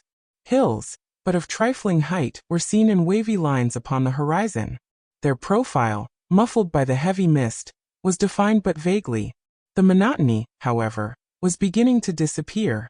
The doctor hailed with joy the new country thus disclosed, and like a seaman on lookout at the masthead, he was ready to shout aloud, "Land ho! Land!" An hour later the continent spread broadly before their gaze, still wild in aspect, but less flat, less denuded, and with a few trees standing out against the gray sky. "We are in a civilized country at last," said the hunter. "Civilized? Well, that's one way of speaking, but there are no people to be seen yet." "It will not be long before we see them," said Ferguson, "at our present rate of travel." "Are we still in the Negro country, Doctor?" "Yes, and on our way to the country of the Arabs." "What? Real Arabs, sir, with their camels?" "No, not many camels. They are scarce, if not altogether unknown, in these regions. We must go a few degrees farther north to see them." "What a pity! And why, Joe?" "Because if the wind fell contrary, they might be of use to us." "How so?" "Well, sir, it's just a notion that's got into my head. We might hitch them to the car, and make them tow us along. What do you say to that, Doctor?" Poor Joe. Another person had that idea in advance of you. It was used by a very gifted French author, Mary, in a romance, it is true. He has his travelers drawn along in a balloon by a team of camels. Then a lion comes up, devours the camels, swallows the tow rope, and hauls the balloon in their stead, and so on through the story. You see that the whole thing is the top flower of fancy, but has nothing in common with our style of locomotion. Joe, a little cut down at learning that his idea had been used already, cudgeled his wits to imagine what animal could have devoured the lion. But he could not guess it, and so quietly went on scanning the appearance of the country. A lake of medium extent stretched away before him, surrounded by an amphitheater of hills, which yet could not be dignified with the name of mountains. There were winding valleys, numerous and fertile, with their tangled thickets of the most various trees. The African oil tree rose above the mass, with leaves 15 feet in length upon its stalk, the latter studded with sharp thorns. The bombax or silk cotton tree filled the wind, as it swept by, with the fine down of its seeds. The pungent odors of the pendanus, the kenda of the Arabs, perfumed the air up to the height where the Victoria was sailing. The pawpaw tree with its palm-shaped leaves, the sterculier, which produces the Sudan nut, the baobab and the banana tree completed the luxuriant flora of these intertropical regions. The country is superb, said the doctor. Here are some animals, added Joe. Men are not far away. Oh, what magnificent elephants, exclaimed Kennedy. Is there no way to get a little shooting? How could we manage to halt in a current as strong as this? No, Dick, you must taste a little of the torture of Tantalus just now. You shall make up for it afterward. And in truth, there was enough to excite the fancy of a sportsman. Dick's heart fairly leaped in his breast as he grasped the butt of his Purdy. The fauna of the region were as striking as its flora. The wild ox reveled in dense herbage that often concealed his whole body. Gray, black, and yellow elephants of the most gigantic size burst headlong, like a living hurricane, through the forests, breaking, rending, tearing down, devastating everything in their path. Upon the woody slopes of the hills trickled cascades and springs flowing northward. There, too, the hippopotami bathed their huge forms, splashing and snorting as they frolicked in the water, and lamantines 12 feet long, with bodies like seals, stretched themselves along the banks, turning up toward the sun their rounded teats swollen with milk. It was a whole menagerie of rare and curious beasts in a wondrous hothouse, where numberless birds with plumage of 1,000 hues gleamed and fluttered in the sunshine. By this prodigality of nature, the doctor recognized the splendid kingdom of Adamova. We are now beginning to trench upon the realm of modern discovery. I have taken up the lost scent of preceding travelers. It is a happy chance, my friends, for we shall be enabled to link the toils of Captains Burton and Speke with the explorations of Dr. Barth. We have left the Englishman behind us, and now have caught up with the hamburger. It will not be long either, before we arrive at the extreme point attained by that daring explorer. It seems to me that there is a vast extent of country between the two explored routes, remarked Kennedy. At least, if I am to judge by the distance that we have made. It is easy to determine. Take the map and see what is the longitude of the southern point of Lake Ukiru, reached by Speke. It is near the 37th degree. And the city of Yola, which we shall sight this evening, and to which Barth penetrated, what is its position? It is about in the 12th degree of east longitude. Then there are 25 degrees, or counting 60 miles to each, about 1,500 miles in all. A nice little walk, said Joe, for people who have to go on foot. It will be accomplished, however. Livingstone and Moffat are pushing on up this line toward the interior. Nyassa, which they have discovered, is not far from Lake Tanganyika, seen by Burton. Ere the close of the century these regions will undoubtedly be explored. But, added the doctor, consulting his compass, I regret that the wind is carrying us so far to the westward. I wanted to get to the north. After 12 hours of progress, the Victoria found herself on the confines of Nigrisha. The first inhabitants of this region, the Chuas Arabs, were feeding their wandering flocks. The immense summits of the Atlantika Mountains seen above the horizon, mountains that no European foot had yet scaled, and whose height is computed to be 10,000 feet. Their western slope determines the flow of all the waters in this region of Africa toward the ocean. They are the mountains of the moon to this part of the continent.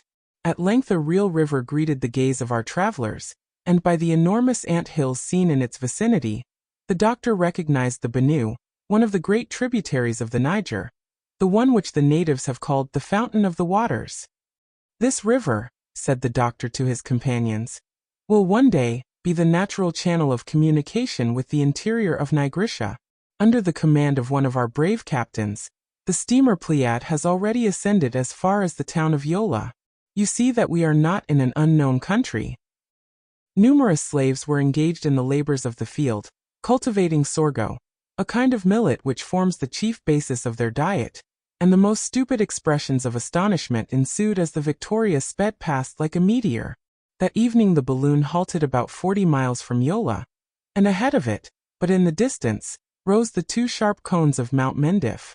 The doctor threw out his anchors and made fast to the top of a high tree, but a very violent wind beat upon the balloon with such force as to throw it over on its side, thus rendering the position of the car sometimes extremely dangerous.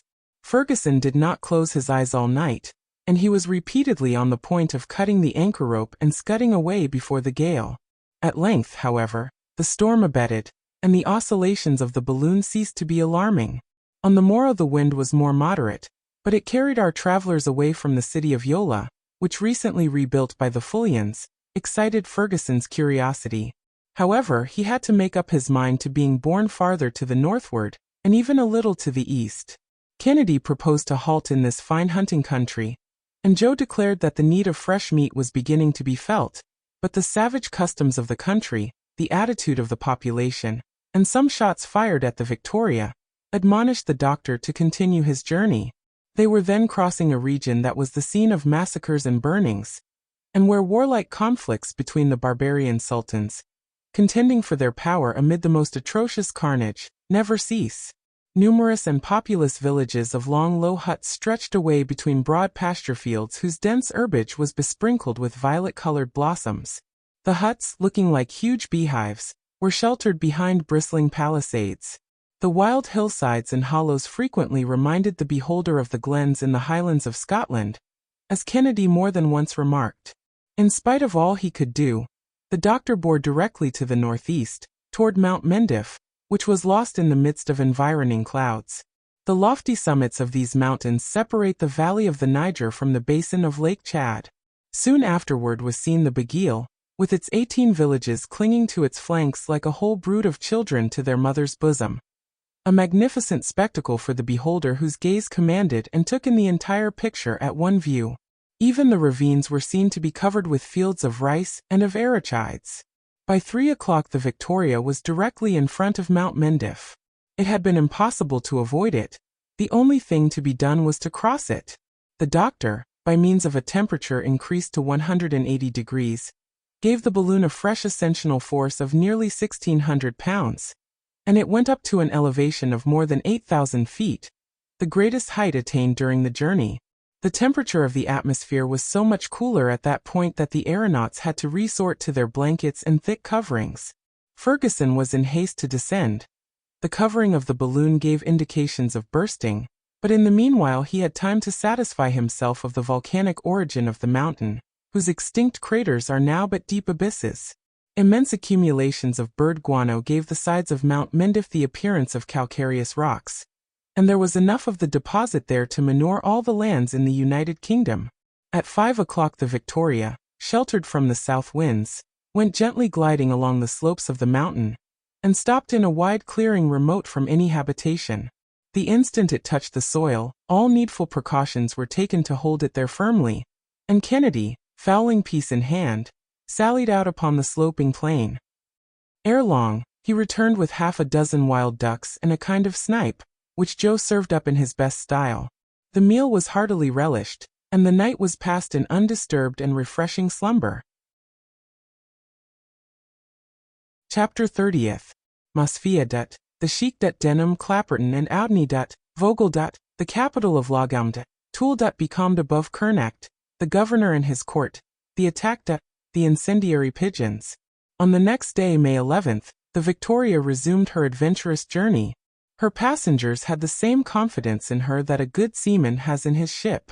In terrific hurricanes, in tropical heats, when making dangerous departures, and descents still more dangerous, it had at all times and in all places come out safely. It might almost have been said that Ferguson managed it with a wave of the hand. And hence, without knowing in advance where the point of arrival would be, the doctor had no fears concerning the successful issue of his journey. However, in this country of barbarians and fanatics, prudence obliged him to take the strictest precautions. He therefore counseled his companions to have their eyes wide open for everything and at all hours. The wind drifted a little more to the northward, and toward 9 o'clock, they sighted the larger city of Mosfia, built upon an eminence which was itself enclosed between two lofty mountains. Its position was impregnable, a narrow road running between a marsh and a thick wood being the only channel of approach to it. At the moment of which we write, a sheik, accompanied by a mounted escort, and clad in a garb of brilliant colors, preceded by couriers and trumpeters, who put aside the boughs of the trees as he rode up, was making his grand entry into the place. The doctor lowered the balloon in order to get a better look at this cavalcade of natives, but as the balloon grew larger to their eyes, they began to show symptoms of intense affright, and at length made off in different directions as fast as their legs and those of their horses could carry them. The sheik alone did not budge an inch. He merely grasped his long musket, cocked it, and proudly waited in silence. The doctor came on to within 150 feet of him, and then, with his roundest and fullest voice, saluted him courteously in the Arabic tongue. But upon hearing these words falling, as it seemed, from the sky, the sheik dismounted and prostrated himself in the dust of the highway, where the doctor had to leave him, finding it impossible to divert him from his adoration. "Unquestionably," Ferguson remarked, "those people take us for supernatural beings. When Europeans came among them for the first time, they were mistaken for creatures of a higher race. When this sheik comes to speak of today's meeting, he will not fail to embellish the circumstance with all the resources of an Arab imagination. You may, therefore, judge what an account their legends will give of us some day." "Not such a desirable thing, after all," said the Scot. "In the point of view that affects civilization, it would be better to pass for mere men. That would give these Negro races a superior idea of European power." "Very good, my dear Dick, but what can we do about it? You might sit all day explaining the mechanism of a balloon to the savants of this country, and yet they would not comprehend you, but would persist in ascribing it to supernatural aid." "Doctor, you spoke of the first time Europeans visited these regions. Who were the visitors?" inquired Joe. "My dear fellow, we are now upon the very track of Major Denham. It was at this very city of Mosfia that he was received by the Sultan of Mandara. He had quitted the Bornu country. He accompanied the sheik in an expedition against the Falatas. He assisted in the attack on the city, which, with its arrows alone, bravely resisted the bullets of the Arabs, and put the sheik's troops to flight. All this was but a pretext for murders, raids, and pillage. The major was completely plundered and stripped, and had it not been for his horse, under whose stomach he clung with the skill of an Indian rider, and was borne with a headlong gallop from his barbarous pursuers, he never could have made his way back to Kuka, the capital of Bornu. Who was this Major Denham? A fearless Englishman, who between 1822 and 1824, commanded an expedition into the Bornu country, in company with Captain Clapperton and Dr. Oudney. They set out from Tripoli in the month of March, reached Mourzouk, the capital of Fez, and following the route which at a later period Dr. Barth was to pursue on his way back to Europe, they arrived on the 16th of February, 1823, at Kuka, near Lake Chad. Denham made several explorations in Bornu, in Mandara, and to the eastern shores of the lake. In the meantime, on the 15th of December, 1823, Captain Clapperton and Dr. Oudney had pushed their way through the Sudan country as far as Sakatu, and Oudney died of fatigue and exhaustion in the town of Murmur. This part of Africa has, therefore, paid a heavy tribute of victims to the cause of science, said Kennedy. Yes, this country is fatal to travelers. We are moving directly toward the kingdom of Bogurmi, which Vogel traversed in 1856, so as to reach the Wadai country, where he disappeared. This young man, at the age of 23, had been sent to cooperate with Dr. Barth. They met on the 1st of December, 1854, and thereupon commenced his explorations of the country. Toward 1856, he announced, in the last letters received from him, his intention to reconnoiter the kingdom of Wadai, which no European had yet penetrated. It appears that he got as far as Wara, the capital, where according to some accounts, he was made prisoner, and according to others, was put to death for having attempted to ascend a sacred mountain in the environs. But we must not too lightly admit the death of travelers, since that does away with the necessity of going in search of them. For instance, how often was the death of Dr. Barth reported, to his own great annoyance? It is, therefore, very possible that Vogel may still be held as a prisoner by the Sultan of Wadai, in the hope of obtaining a good ransom for him. Baron de Niemans was about starting for the Wadai country when he died at Cairo, in 1855, and we now know that de Huyghen has set out on Vogel's track with the expedition sent from Leipzig, so that we shall soon be accurately informed as to the fate of that young and interesting explorer. 4. Since the doctor's departure, letters written from El Abaid by Mr. Muntsinger, the newly appointed head of the expedition, unfortunately placed the death of Vogel beyond a doubt. Mosfia had disappeared from the horizon long ere this, and the Mandara country was developing to the gaze of our aeronauts its astonishing fertility, with its forests of acacias, its locust trees covered with red flowers, and the herbaceous plants of its fields of cotton and indigo trees. The river Sherry, which 80 miles farther on rolled its impetuous waters into Lake Chad, was quite distinctly seen. The doctor got his companions to trace its course upon the maps drawn by Dr. Barth. "You perceive," said he, "that the labors of this savant have been conducted with great precision. We are moving directly toward the Lagaum region, and perhaps toward Kernak, its capital. It was there that poor Toole died, at the age of scarcely 22. He was a young Englishman, an ensign in the 80th Regiment, who a few weeks before had joined Major Denham in Africa, and it was not long ere he there met his death. Ah, this vast country might well be called the graveyard of European travelers." Some boats 50 feet long were descending the current of the Sherry. The Victoria, then 1,000 feet above the soil, hardly attracted the attention of the natives, but the wind, which until then had been blowing with a certain degree of strength, was falling off. "Is it possible that we are to be caught in another dead calm?" sighed the doctor. "Well, we've no lack of water, nor the desert to fear, anyhow, master," said Joe. "No, but there are races here still more to be dreaded." "Why," said Joe again, "there's something like a town. That is Kernak. The last puffs of the breeze are wafting us to it, and if we choose we can take an exact plan of the place." "Shall we not go nearer to it?" asked Kennedy. "Nothing easier, Dick. We are right over it. Allow me to turn the stopcock of the cylinder, and we'll not be long in descending." Half an hour later the balloon hung motionless about 200 feet from the ground. "Here we are," said the doctor. "Nearer to Kernak than a man would be to London, if he were perched in the cupola of St. Paul's, so we can take a survey at our ease. What is that tick-tacking sound that we hear on all sides?" Joe looked attentively, and at length discovered that the noise they heard was produced by a number of weavers beating cloth stretched in the open air, on large trunks of trees. The capital of Lagaum could then be seen in its entire extent, like an unrolled chart. It is really a city with straight rows of houses and quite wide streets. In the midst of a large open space there was a slave market, attended by a great crowd of customers, for the Mandara women, who have extremely small hands and feet, are an excellent request, and can be sold at lucrative rates. At the sight of the Victoria, the scene so often produced occurred again. At first there were outcries, and then followed general stupefaction. Business was abandoned. Work was flung aside and all noise ceased. The aeronauts remained as they were, completely motionless, and lost not a detail of the populous city. They even went down to within 60 feet of the ground. Hereupon the governor of Lagaum came out from his residence, displaying his green standard, and accompanied by his musicians, who blew on horse buffalo horns, as though they would split their cheeks or anything else, excepting their own lungs. The crowd at once gathered around him. In the meanwhile Dr. Ferguson tried to make himself heard, but in vain.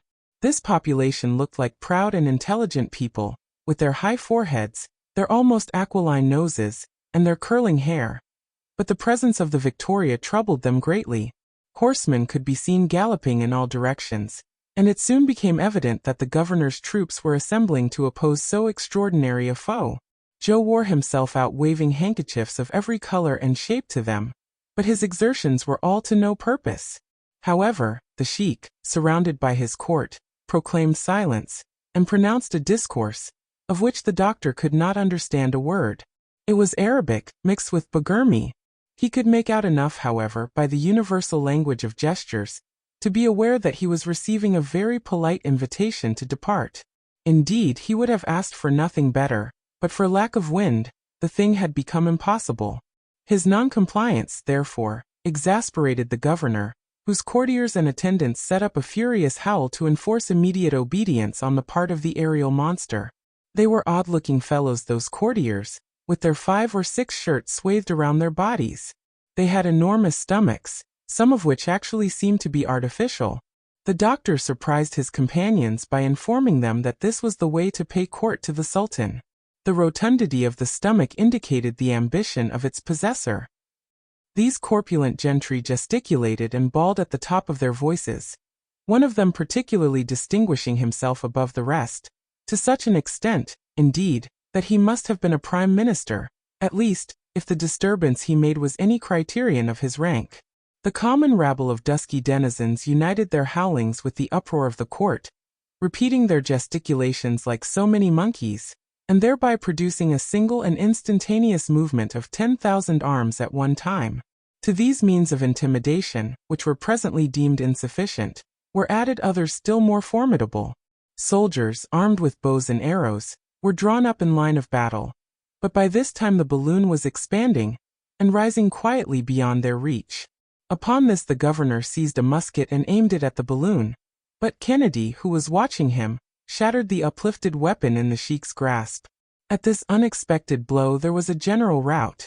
Every mother's son of them scampered for his dwelling with the utmost celerity, and stayed there, so that the streets of the town were absolutely deserted for the remainder of that day. Night came, and not a breath of wind was stirring. The aeronauts had to make up their minds to remain motionless at the distance of but 300 feet above the ground. Not a fire or light shone in the deep gloom, and around reigned the silence of death. But the doctor only redoubled his vigilance, as this apparent quiet might conceal some snare, and he had reason to be watchful. About midnight, the whole city seemed to be in a blaze.